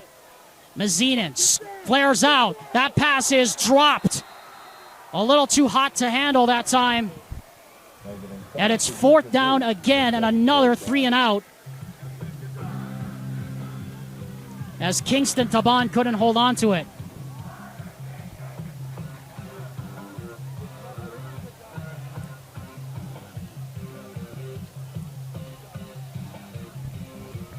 The momentum in this game, Josh, has completely shifted. Definitely. I mean, and you can feel it in this stadium. Yeah, and you know earlier when Alta was forcing Juan Diego to go 3-and-out, the Alta crowd was able to just really get into it, really cheer up their team, and now Alta is putting Juan Diego right where they want him. Morton's going to get taken down on the return here at the 40 by 3 blue shirts. But it's going to set up the Hawks once again in plus territory with 4 minutes left here in this 3rd quarter.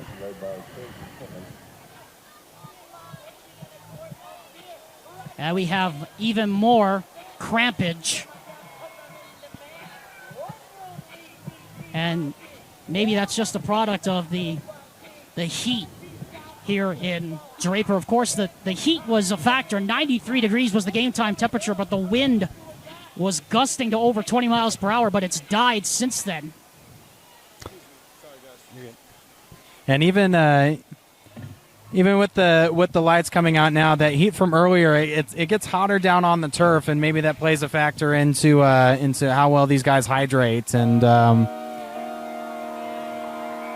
with it being a long game here already, they've still got 16 minutes exactly left in this game, and it's gonna be a good one. And we'll see if Alta is able to score for a 3rd straight drive now. Alta was down 24-7 at halftime. They were down 17-0. And they have made it a 3-point game, a 1-possession game here at Soaring Eagle Stadium.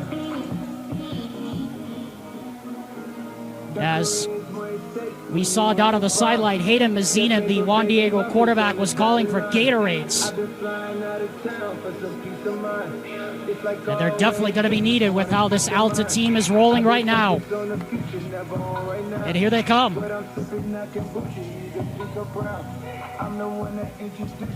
This might be a good time for Alta to take a strike.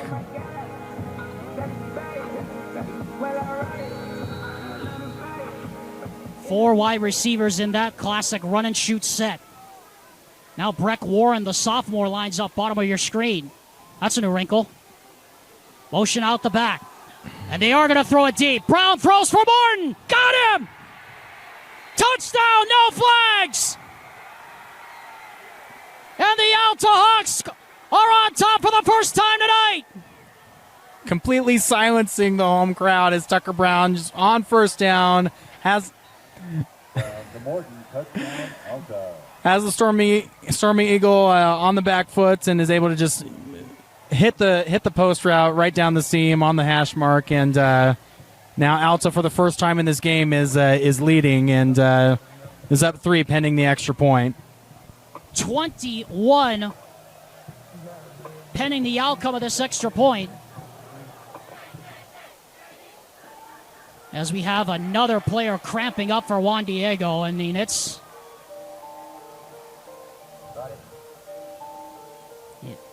I believe that looks like it's Adric Lillestrand who's down now getting some attention. And meanwhile, Danny Larson's down here on the field trying to figure out what the heck just happened.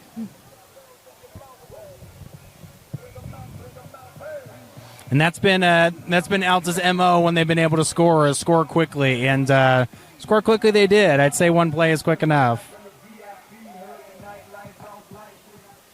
27-24 Alta, their first lead of the game. As Lillestrand's still getting tended to with that cramp. Down here on our near sideline. Now they finally have him up.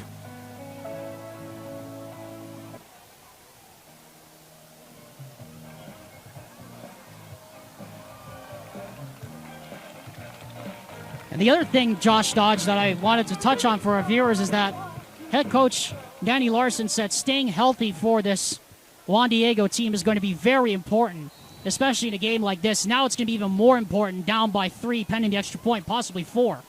Yeah, we've seen multiple cramps from Juan Diego, and Hayden Mazinin has been limping a little bit, and it's could come down to a war of attrition, and Alta just being able to lean back on Juan Diego a little bit. 28-24, Alta leads now. 21 straight points have been scored by Alta in this third quarter.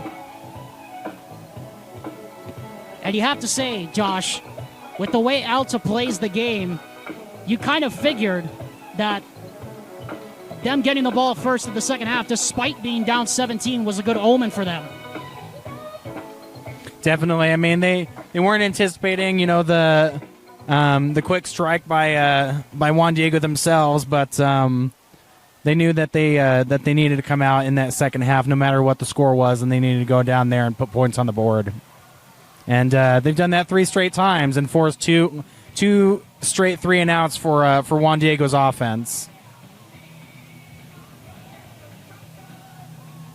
28-24, Alta leads now.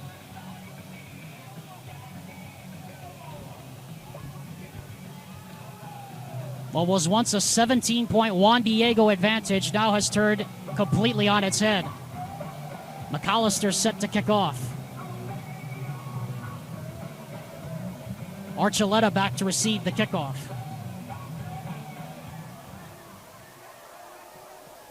It is a short kickoff that will go towards the goal line. Archuleta takes it at the goal line. And he gets tripped up over the 15, and he'll get brought down at about the 16 or 17-yard line. And meanwhile, we have some extracurricular activity. And more cramps. It's the theme of the night so far.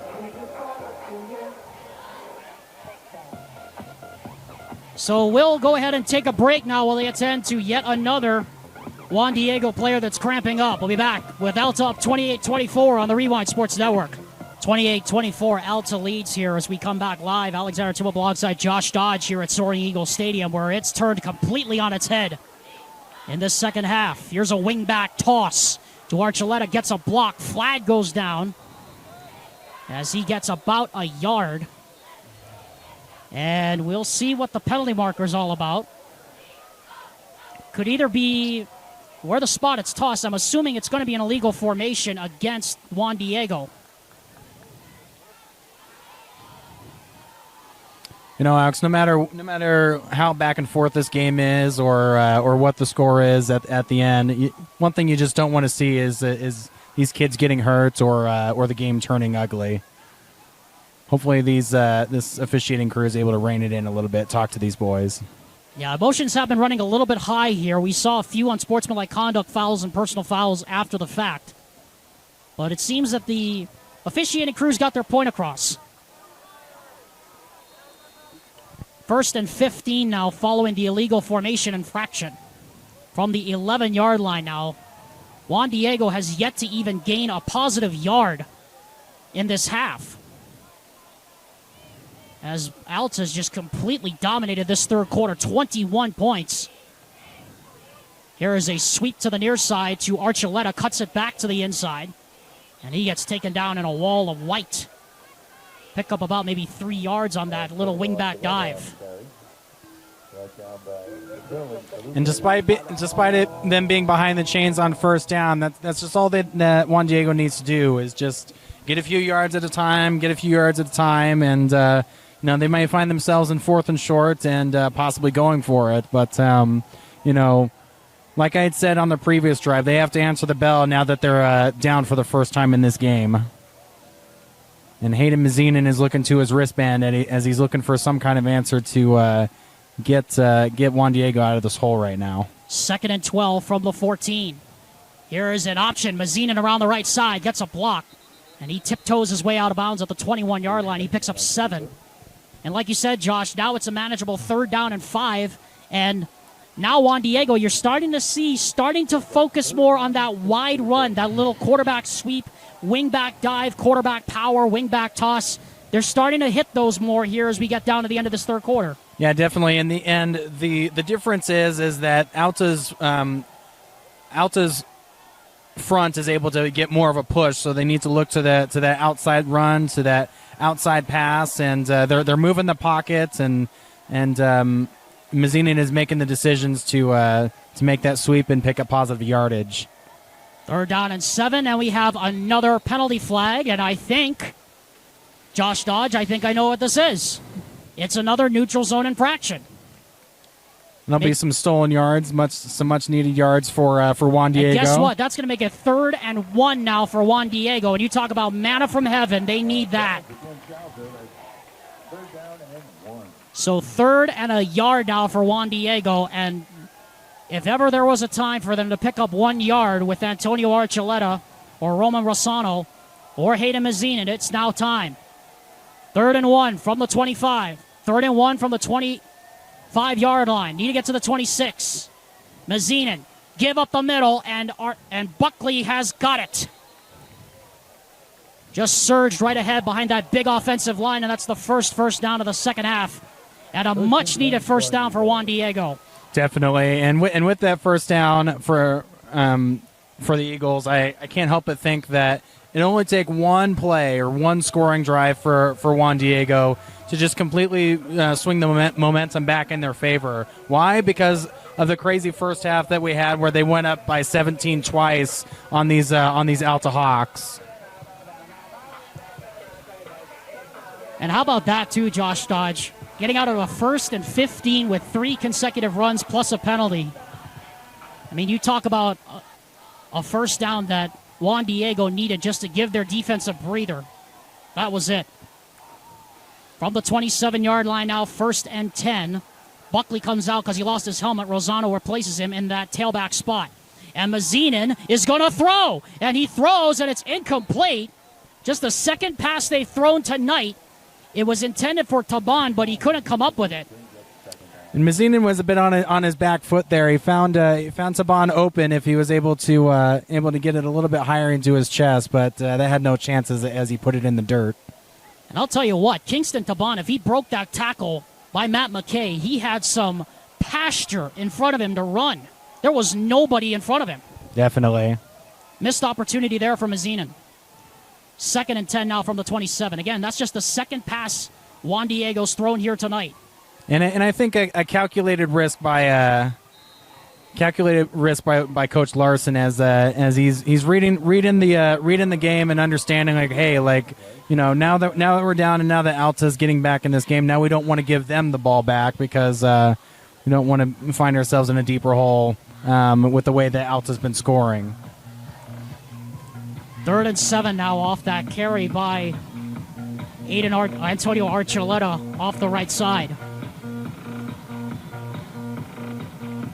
Another big 3rd down here for Juan Diego. Play clock down to 9. Down to 5. And they just get it away. Mazinin is going to throw. Throws the fade for Braylon Fail. It is through his hands, incomplete. He had a chance at it. He had a chance at nabbing that and getting the toe tap, but it just falls through his fingers. It was a great placement by Mazinin as he put it towards the sideline away from those DBs so that his guy had a chance at it. And a good decision here from head coach Danny Larson to punt the football with 56 seconds left. I mean, the way Alta's scoring right now, you don't want to give them 1st and 10 in your plus end of the field. No, definitely not. You want to make them work for it. You want to be able to get the ball back and keep this game in striking distance. John Russell now back to return the punt. He relieved Nolan Loans on that last drive. As a low snap, but it's able to be controlled in a sidewinder punt. That is going to hit, take a full Juan Diego bounce. bounce. Russell takes it at the 40, and he'll get clobbered at the 38-yard line. And we have yet another flag. 2 flags, in fact. John Rousseau on the return for the Alta Hawks. So 1 flag came in from the umpire. The other one comes in from the line judge. And we'll see what this one's all about.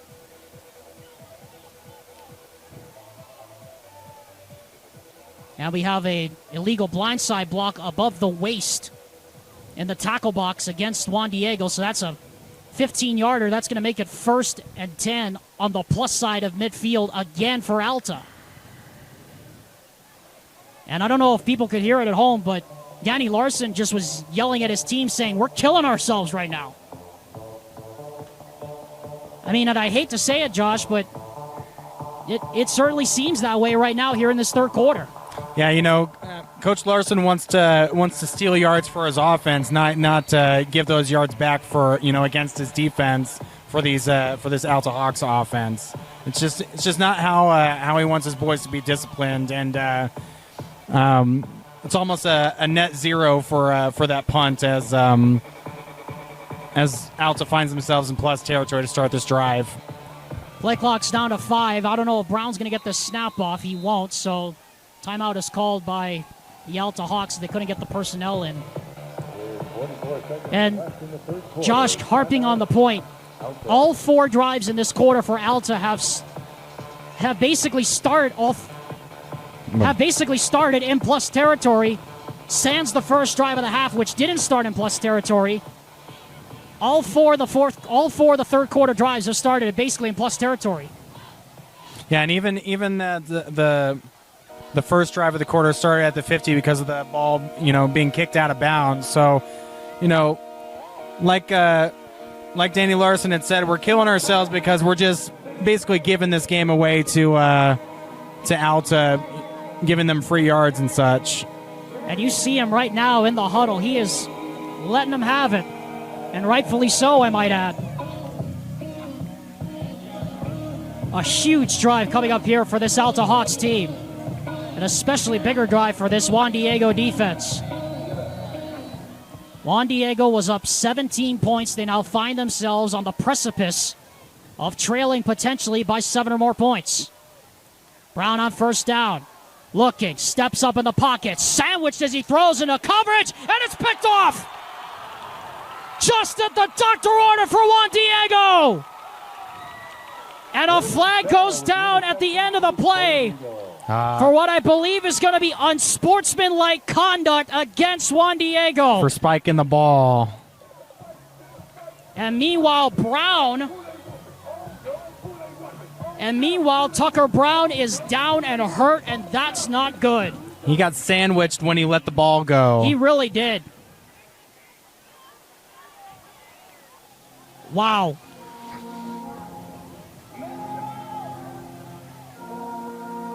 So Juan Diego will be starting back from inside their 10. But the greater concern now, Josh Dodge, is for Tucker Brown. Yeah, he's been excellent in this game. Besides the interception that he just threw, he got his team back in this game and was just able to throw throw some strikes and put him in this position. You'd see to hate this this kid get knocked out of this game. I hope that he's able to hop up here and return. So we'll be back in 30 seconds after this word from Mountain Land Truck Outfitters as Tucker Brown is down for Alta. Well, gladly Tucker Brown walked off the field under his own power after getting sandwiched on that interception he threw. And Josh, you have to say, that is a very good sign to see Tucker Brown on his feet going off the field under his own power. Definitely. I was injured myself playing football, playing soccer, and I'd hate to see anybody in any sport get hurt. I always want everybody to be healthy and be able to perform to the best of their abilities. And luckily, he'll have some time to rest as his defensive brothers go out on the field and try to keep Juan Diego pinned back. But getting back to the interception, that's the first turnover of this game, and how big was that takeaway there for Juan Diego after 3 consecutive scoring drives by Alta? Yeah, definitely. Juan Diego was able to get a little bit of momentum back as they had gotten a couple first downs there on that last drive, and being able to stop that momentum, the scoring streak by Alta is huge for Juan Diego. Meanwhile, Corbin Buckley, the wingback, is limping off the field. He now is cramping up. And so I believe that is the 6th or 7th Juan Diego player to cramp up tonight in the second half, and Buckley's really having trouble getting off the field.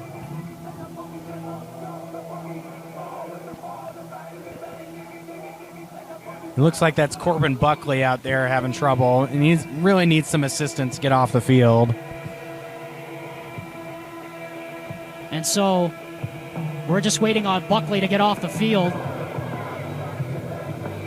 But Josh, returning to our point earlier about this drive now for Juan Diego, they absolutely have to get this out of the shadow of their own end zone at least put up or get past midfield at this point. Has to be the goal for them. Yeah, it's kind of a field position battle at this point. You're playing the momentum. It's a 4-point game. It's been a tale of two halves, definitely, as it's swung in one direction, swung in another direction. Both of these teams throwing haymakers and playing their game.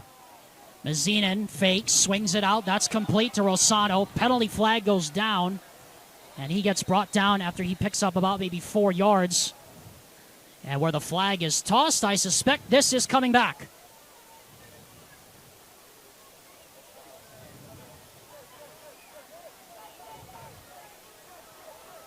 This would be the 6th penalty of the half on Juan Diego, and it's another illegal formation for too many men in the backfield. And Josh, that's the 3rd time that Juan Diego has been penalized for that very same penalty of too many men in the backfield. Yeah, and it's just what is going to drive Coach Larson crazy as they're shooting themselves in the foot. They're they're going in the wrong direction, and they're getting away from their game plan. Where like I said earlier, they're wanting to steal yards and kind of giving some away right now. Like I said, 6th penalty of this 3rd quarter on Juan Diego. They had only 3 in the first half, but now they have 6, a total of 9 penalties here in this game. 29 seconds left here in the 3rd quarter. Mazinin hands off up the middle, Rosano, and he picks up about maybe 4, maybe 5 yards. And that will in all likelihood take us to the end. Yeah, Danny Larson's waving him in as he wants to go to the 4th quarter. And that will bring us to the end of the 3rd quarter, and it's going to be a great 4th quarter here at Soaring Eagle Stadium. Juan Diego had all the momentum. It was on their side, but the Alta Hawks have stolen it, and they now lead by 4 as we head to the final 12 minutes on opening night of Friday night here in Utah. Here we go, folks. 12 minutes remain here at Juan Diego High School. Alexander Timble alongside Josh Dodge at Soaring Eagle Stadium. What a crazy game this has been. Juan Diego was up 17 points. It looked like it was primed for a runaway, but Alta has stormed back to take a 28-24 lead since being down 17-0 Alta has outscored Juan Diego 28-7. And they put up 21 straight in the third quarter. Here's a handoff up the middle and nowhere to go for Rosano. But it'll still make it third and a manageable 6 yards to go here for the Juan Diego Soaring Eagle.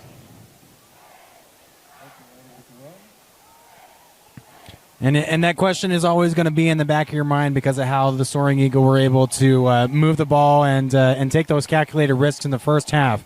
Is this 4-down territory? It's fourth down. It's 3rd down and 5 right now from the 16-yard line. Here is a keeper up the middle, and they are not going to get anything. Mazinin gets stoned at the line of scrimmage. And it's 4th down and 5, and now, I mean, but Josh, where you are on the field, you almost have to punt here, don't you? I mean, it's 4th and 5 in your own territory on your 13-yard line. Yeah, I mean, and that 4-down territory is always conditional upon, like, hey, like, is it 4th and 1, 4th and 2? Like, what's the game situation? What's the clock? What's the score? How's the momentum of the game? And that's what Danny Carlson has been playing this whole game. And so, he's smart, he's calculated, and he's going to punt this ball away, because he's 4th and 5 is a bit much to be able to handle at this point. As the moon rises past the Mount Timpanogos Temple, punt is away. Russell takes it at the 48. Russell, 40, outside the numbers, and he gets collared out of bounds at the 34-yard line. Good return there on the punt. 14 yards on the return, and that'll set up the Alta Hawks nicely, who, by the way, we should remind you, Alta Hawks football will continue next week, Friday, as we travel to Saratoga Springs. Alta takes on the Westlake Thunder from Saratoga Springs, Utah. Coverage starts just after 7 p.m. on the Rewind Sports Network on KSLSports.com. Alexander Timolip, Josh Dodge. As Alta going for the kill here, up by 4 with 10 minutes remaining in regulation. Again, Alta was down 24-7 at halftime. They have shut out Juan Diego this second half. McKay goes in motion, handoff to Loans. And Loans fumbles the football. It's on the turf. And who's got it? Juan Diego has it. Fumble on the field. Recovered by Juan Diego. The second turnover in as many possessions. Just as you think that Alta's gonna really take this game back and split it wide open, Juan Diego was able to put up a stonewall and able to just be the thorn in Alta's side as they get the ball back and stymie that attack. Braylon Fail recovered it. That's his 3rd big play of the game. He has a touchdown. He has that 75-yard touchdown. He has the interception, and now he has the fumble recovery. And I believe, if I'm not mistaken, it was Roman Rossano who forced the fumble. Game play clock down to 4. Mazzinan's got to see this. Mazzinan's not looking. And now he's going to have a delay of game on his hands. They just get it away. Buckley takes the handoff, and he gets nailed at the 33-yard line. Boy, Josh Dodge, Hayden Mazzinan is walking a tightrope right now with that play clock.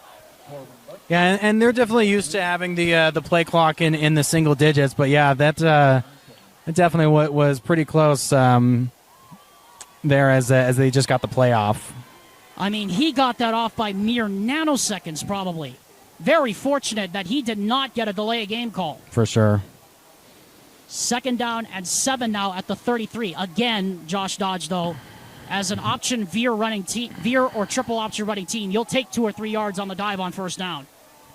Yeah, and that's all they need, and that's all they want right now is they're trying to Here's a pitch. Play to their strengths.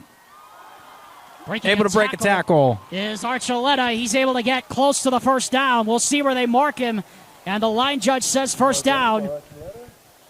And meanwhile, we got an Alta player slow to get up on the play. That's Bennett Kester, who's been in on a lot of tackles tonight. And it has been a pretty physical game. And now looks like Juan Diego's going up-tempo. Well, that's a change for them. Here's a handoff up the middle. Archuleta again. And he bulls his way forward for another 4 yards. Little change of pace here might really switch this momentum back in Juan Diego's favor. Juan Diego has not crossed midfield in this second half yet. This is the deepest they have advanced in this second half, and now Mazinin will slow it down. Remember, their first drive went 16 plays, 80 yards, and covered 9 minutes and 37 seconds of game time. His offensive coordinator, DJ Larson, yells in the audible from the sideline. 2nd and 6. Here is a handoff to Archuleta, and he will bull his way forward for 2. Looked like Mazinin wanted to pull that because Mazinin had some grass on this left side if he pulled that and kept it around the end. Important thing, though, is that he didn't fumble the football. Big 3rd down here. Now, this might definitely be 4-down territory. Yeah, where you are in the game, it's 8 minutes to go. 3rd down and 4. And the way that Juan Diego was able to control the ball in the first quarter, it's not out of the realm of possibility that Juan Diego wants to keep the ball the rest of the game. Here's a handoff. Big hole and a 1st down. I guess Corbin Buckley's feeling okay. He's got a 1st down across midfield. Yeah, his foot wasn't necessarily bothering him on that one as he had the quick feet getting through the hole. Finally brought down by Forbes, but not before he picked up a crucial 1st down for Juan Diego.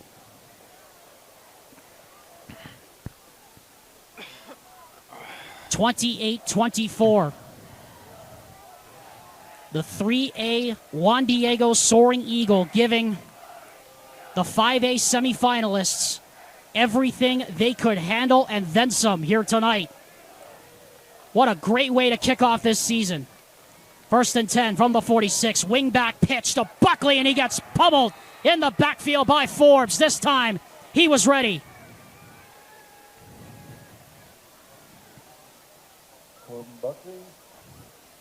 By the way, Alex, I should mention that we did see Tucker Brown out on the field for Alta on that last drive before the fumble.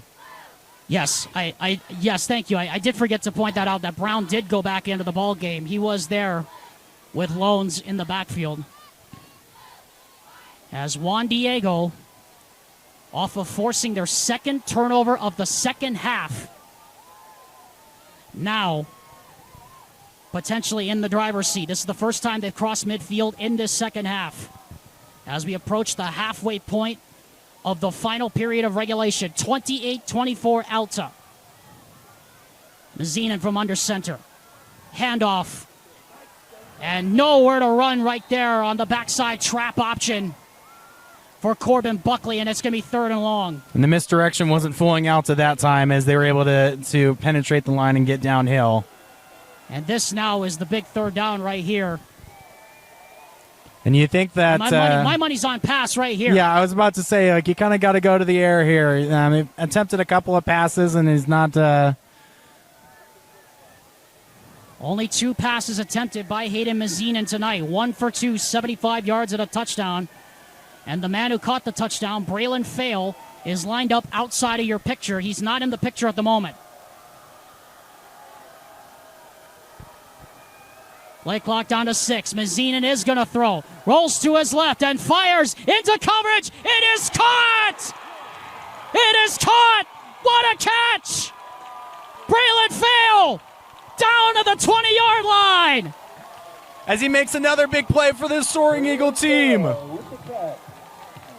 It looked like Mazinin threw that into a vacant lot, but everybody just stared while Fail came up with his 2nd big catch.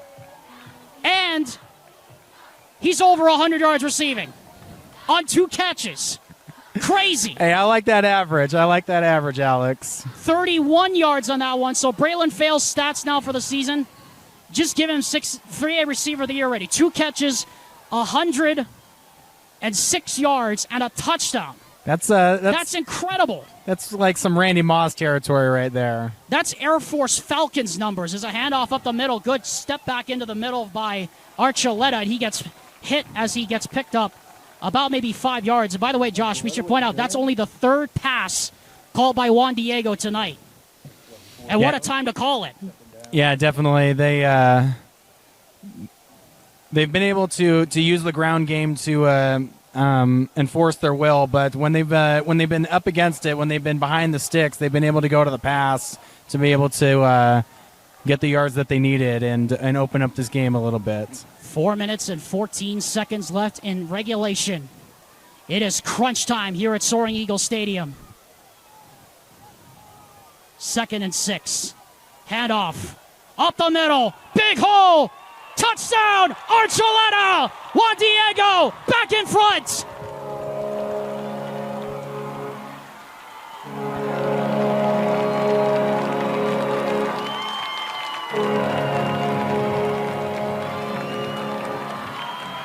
Touchdown, Antonio Archuleta.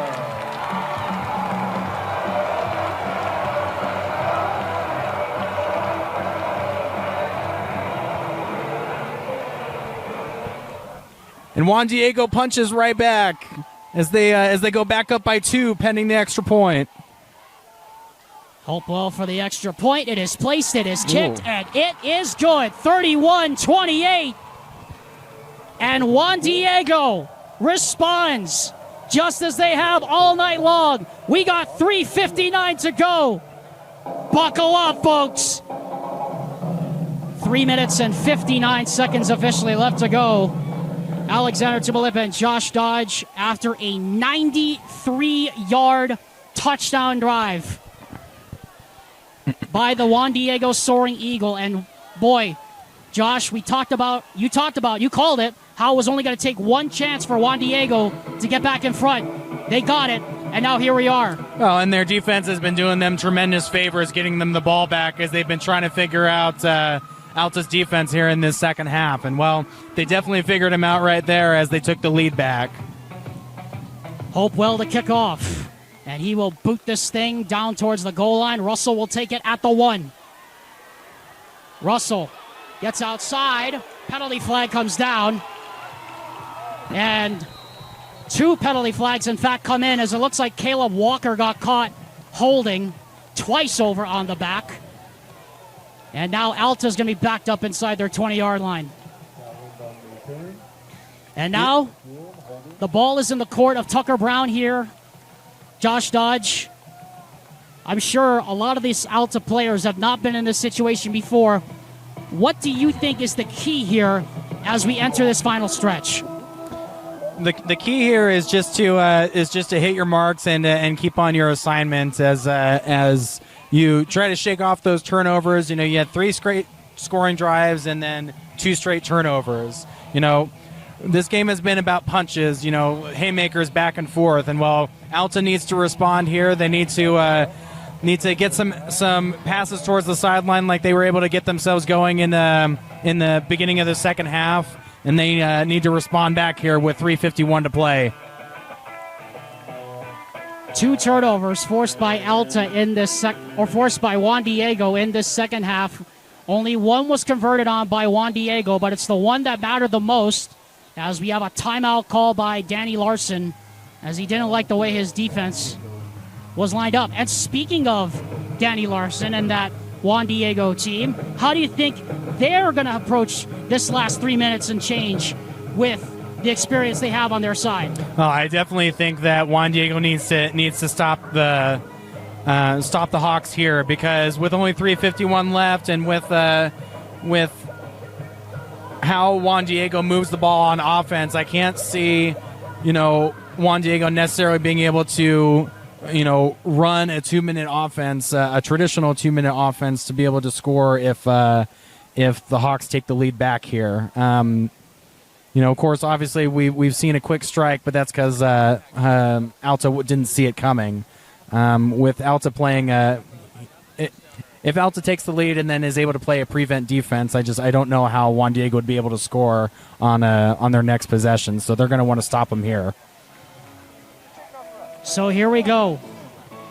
After the penalty, remember, there was a holding on the kickoff against Caleb Walker, so it'll be 1st and 10 at the 10. Alta has to go 90 yards for a touchdown. They must go about 65 to get in range for a tying field goal to send this game to overtime. Brown Fakes the pass, breaks the run, throws, that's complete. McKay breaks a tackle, up the sideline, still on his feet, and pushed out of bounds at the 24-yard line. McKay thought he was still in bounds, but the line judge said no. Regardless, it's a first down, and again, Lokeland Cruz is down cramping.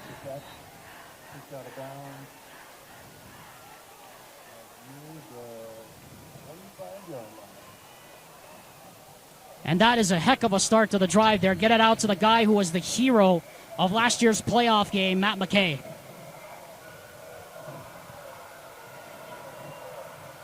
Yeah, and if he had just been able to keep his toes in bounds there, he was off to the races, and he was about to take the lead right back for these Hawks. But alas, the line judge ruled him out, and they're going to be back on the 24-yard line with a first down. Like to welcome those of you just joining us on the Rewind Friday Night Red Zone. Probably not the first time you heard us say that tonight. Alexander Timolip joined by Josh Dodge. Gavin Atkinson is running our computer. Austin Bigelow is on the camera. Vince Francis is back in the studio. It has been a humdinger of a game here tonight between Juan Diego and Alta. Everything we thought this game might be.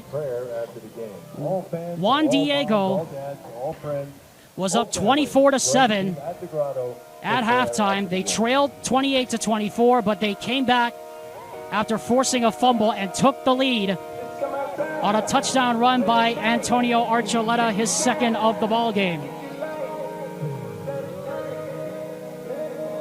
And that's where we stand right now after a 14-yard pickup by Matt McKay on 1st and 10 from the 10. Now Alta has advanced it to the 24-yard line, 1st and 10. And 3:42 left to go with 3 timeouts left, still in their back pocket.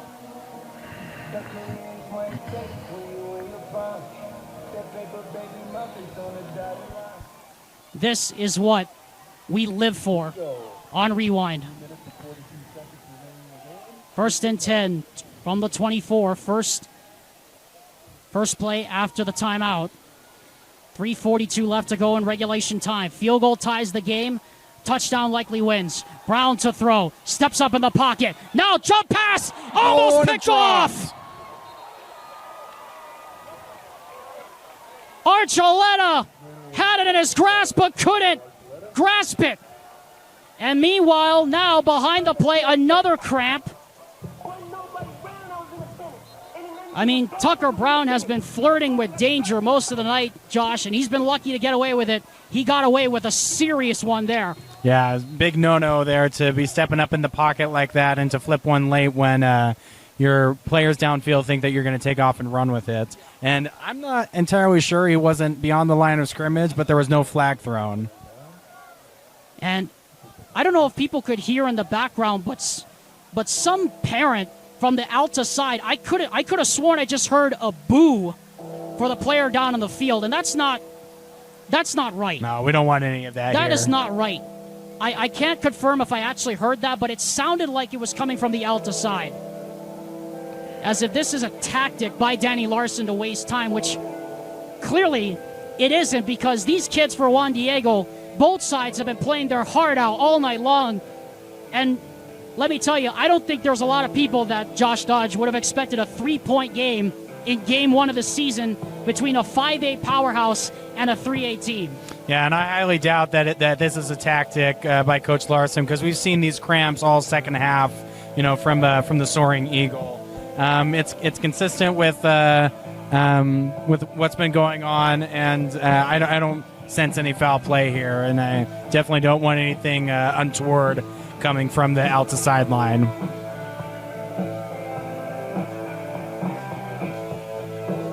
So 2nd and 10 following the incompletion. 3 minutes and 36 seconds left in regulation. Again, field goal ties the game. Touchdown likely wins the game. Soaring Eagle hoping to pull off a monster upset on night 1 of the season. Orbit motion behind Brown. He play actions and swings it out in the flat to McKay. He breaks a tackle, and he is not going to get away from the second wave. And that will make it a 3rd and 8 here. And Corbin Buckley, once again, cramping up. No, and now you can clearly hear the boos coming from the Alta side. Yeah, I'm definitely hearing him now. Now you're definitely hearing it, and that's.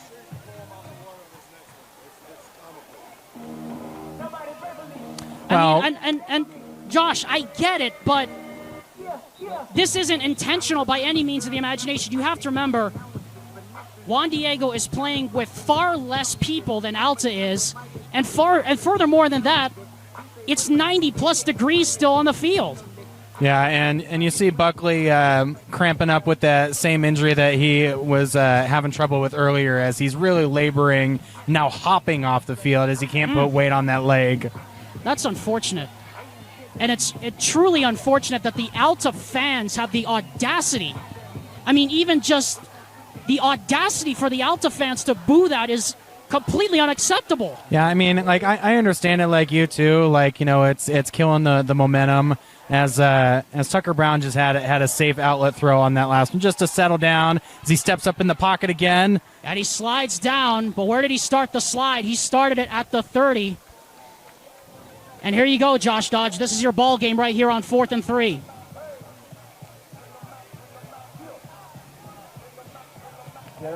And like I said, Josh, I hate to repeat myself, but this is it. This is your ball game. Yeah, I mean, Tucker Brown definitely got to find a completion here, and he's got to make a play, whether it's with his legs or find one of his receivers on a curl. Brown to throw, fires, caught, first down, Morton, as he gets suplexed to the ground at the 37-yard line, but it's enough to move the chains to pick up a 6. And there's that curl route that he found, able to move the chains. And the Alta Hawks stay alive for now. 2:09 left in regulation. Remember, field goal ties the game, touchdown likely wins it.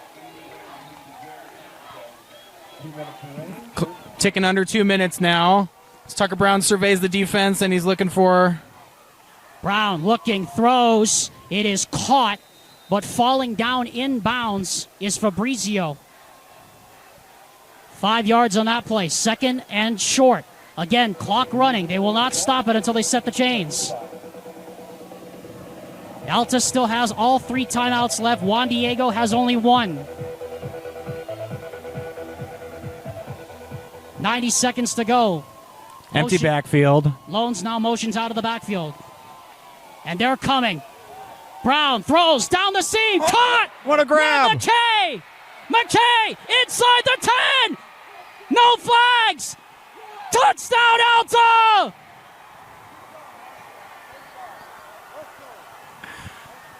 McKay must have had a Red Bull before the game because he needed his wings to go up and grab that ball. The hero of last year's quarterfinal at West may have put the finishing punch on the Juan Diego Soaring Eagle. Well, there's still a minute 13 left in this half, but like I was saying earlier, with that little amount of time and with Juan Diego not throwing very many passes in this game and Alta knowing that they have to throw the ball and have to score a touchdown, are they going to be able to move the ball down and score? And the extra point is good. 35-31 Alta with 1:13 to go in regulation.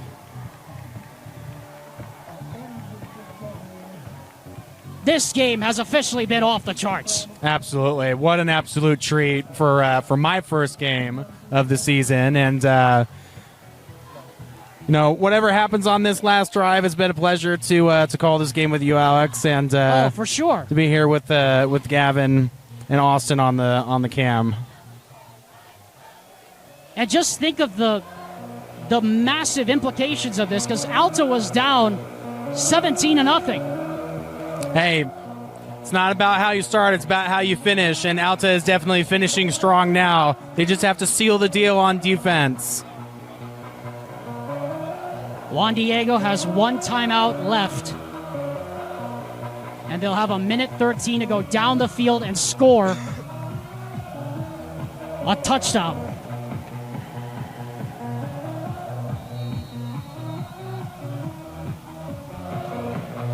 What a game. McAllister kicks off. It's a line drive that'll be caught by Archuleta at the goal line. Rosado breaks it free. 40. Out close to midfield. That is a heck of a start for the Juan Diego Soaring Eagle. Just when you think that this game has had it all, there's just a new wrinkle that gets thrown in. That was actually Archuleta who took the kickoff. So 64 seconds for Juan Diego to go down and score a potential winning touchdown. Braylon Fail has 2 catches for 106 yards and a touchdown. And Mazinin, as you see, going with extra protection in that split back veer. 1st and 10 from the 48. Oh, they're missing a back in the backfield. Buckley is not going to get out there. As the play clock is winding down. And now Danny Larson's going to have to burn that last timeout. And now Juan Diego has no more timeouts remaining.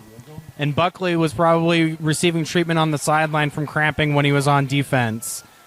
Wasn't sure if he was actually going to get out there on the field for that drive. So Alta has 2 timeouts. Juan Diego, no more timeouts. What a crazy game this has been. Alexander Tibolev, Josh Dodge. It is approaching 9:45 local time here in Utah. We know everyone is now tuned into this on the Red Zone with Dane Stewart and Jeff Hansen. We know you're watching worldwide on the KSL Plus app and on KSLSports.com. We are so glad you decided to join us on this Friday night. What a treat this has been. And it just keeps getting better.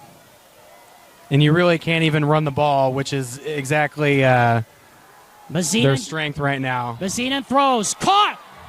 Ball's out! Incomplete! Broken up. Bear Turner got a hand on it. Archuleta didn't have his feet set to run with it. But there's that misdirection just applying to the pass game. He rolls right and he looks back left and he is able to find his running back out of the outfield on out of the backfield on a wheel route. Archuleta couldn't come up with that one. 58 seconds left to go in regulation. 2nd and 10 now from the 48. Mazinin, play action, sets, now fires for Fail. It is incomplete. Broken up. Good coverage downfield. Braxton Wilkerson was there along with Bear Turner. Long ball, broken up. And it's 3rd down.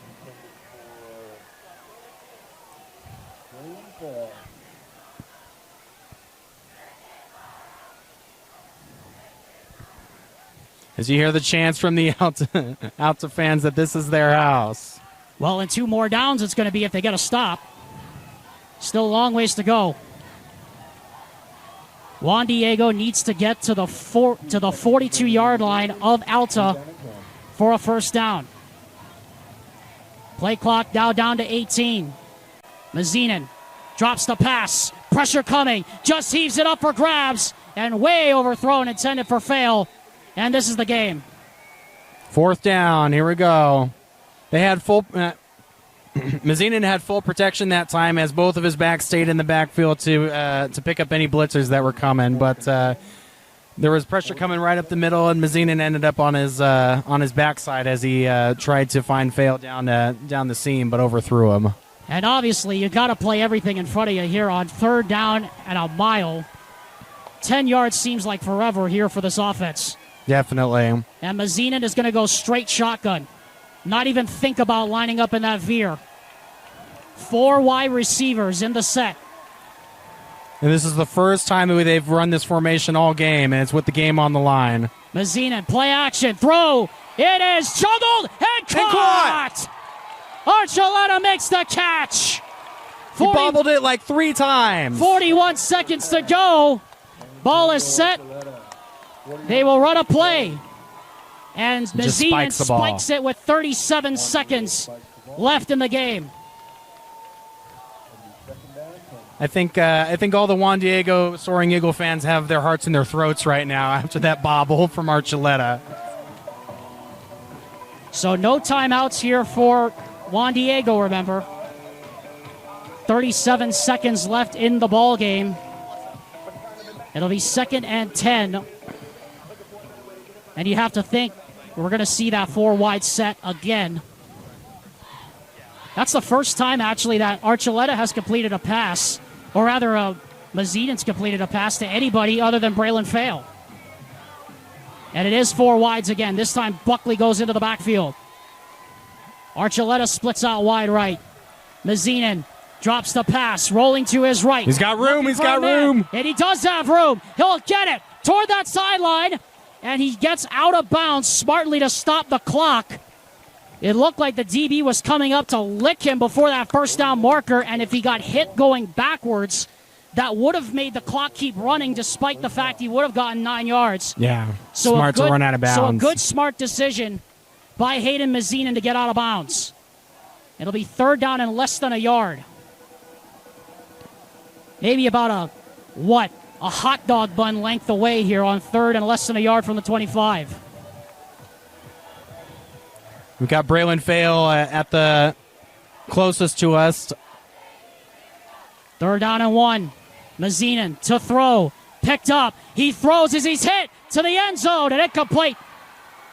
Intended for Archuleta in the back of the end zone, just a little too far out of his reach.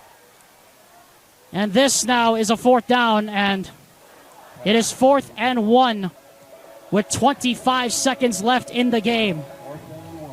And how about Hayden Mazinen staying in there and taking that hit and popping up for this 4th down? Juan Diego, no more timeouts. Alta, 2 timeouts. I wonder out loud if Blake Burdett might take a timeout here for his defensive coordinator, Joe Tuha. They just want to get this 1st down.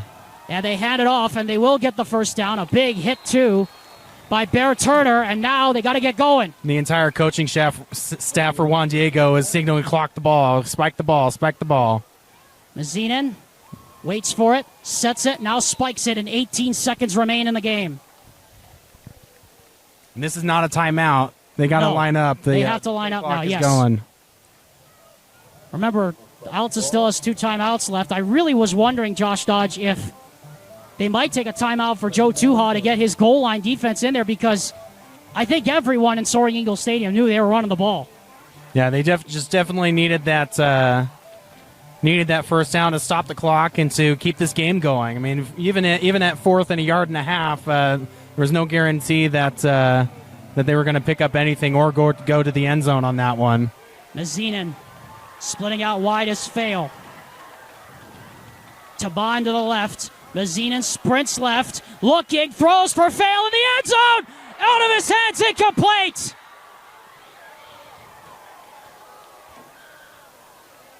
I don't think it would have been a catch anyway. It doesn't look like he would have got his foot down. And it's 3rd down. Just threw his hands again. It's going to be 3rd down with 13 seconds left. And yeah, 2 more downs. This is it. You wonder if they'll go to that same play again.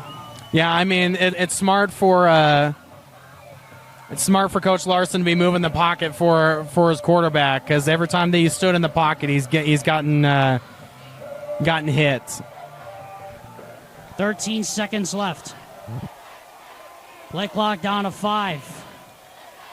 3rd down and 10.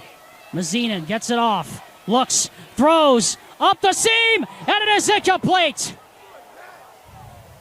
And a flag comes in late. Boy, that took a long time for the official to throw the flag. I have no idea what the back judge was waiting so long for.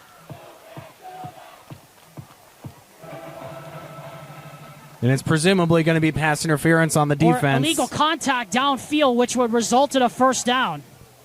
But the question is, Josh Dodge, was the ball catchable? From my angle up here, it doesn't look like the ball was catchable. We'll see what they call. This is a huge call. And they are going to call pass interference. Pass interference on the Alta Hawks.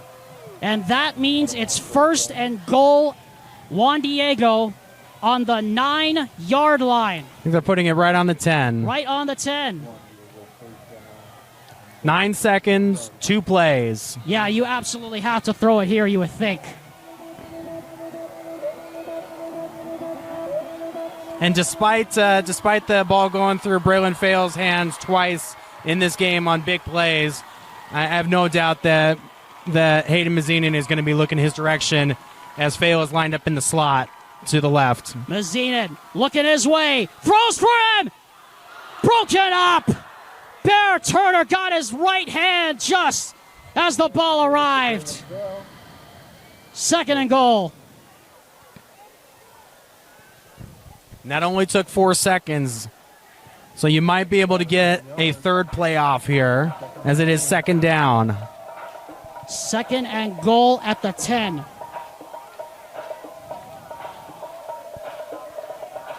Friday Night Lights. Gotta love it. 2nd and goal, 5 seconds, down by 4. There's nothing like it. 5 seconds left.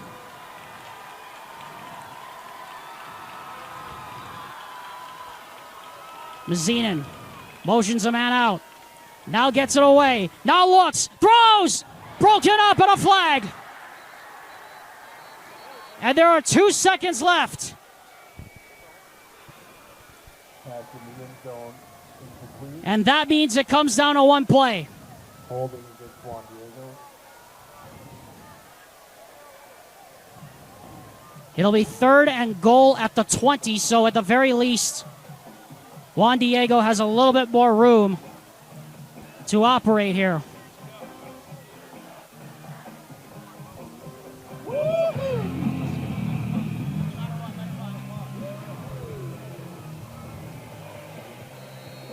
Juan Diego gets in the huddle right now. First time all game, it seems like, to get this one last play in.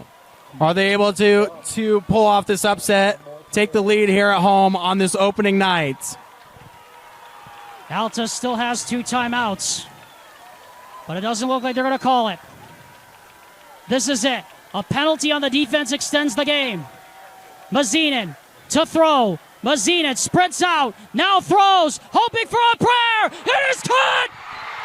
Out of bounds! No, out of they call bounds! him out. It doesn't go! And the Hawks have survived! Catch is made, but out of the back of the end zone.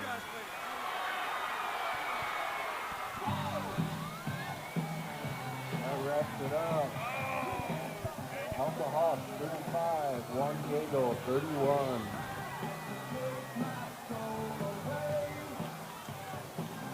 Archuleta just not able to keep his feet in. Unbelievable. In a game that came down to inches, it comes down to the last play. And Antonio Archuleta, by the skinniest of margins, not able to keep his foot in bounds. And ladies and gentlemen, what a game. Let's give both teams a great hand. Nice job, gentlemen.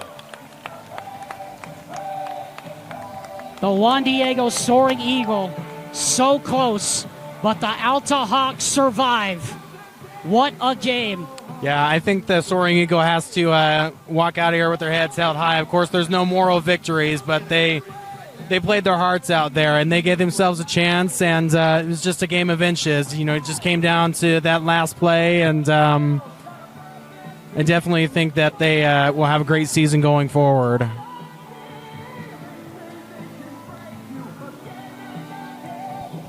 An unbelievable game here at Juan Diego High School. As we have our final thoughts now between us and Josh Dodge here, between me and Josh Dodge, Alexander Timolip. Wow, Josh, what a game this was. What a treat on opening night.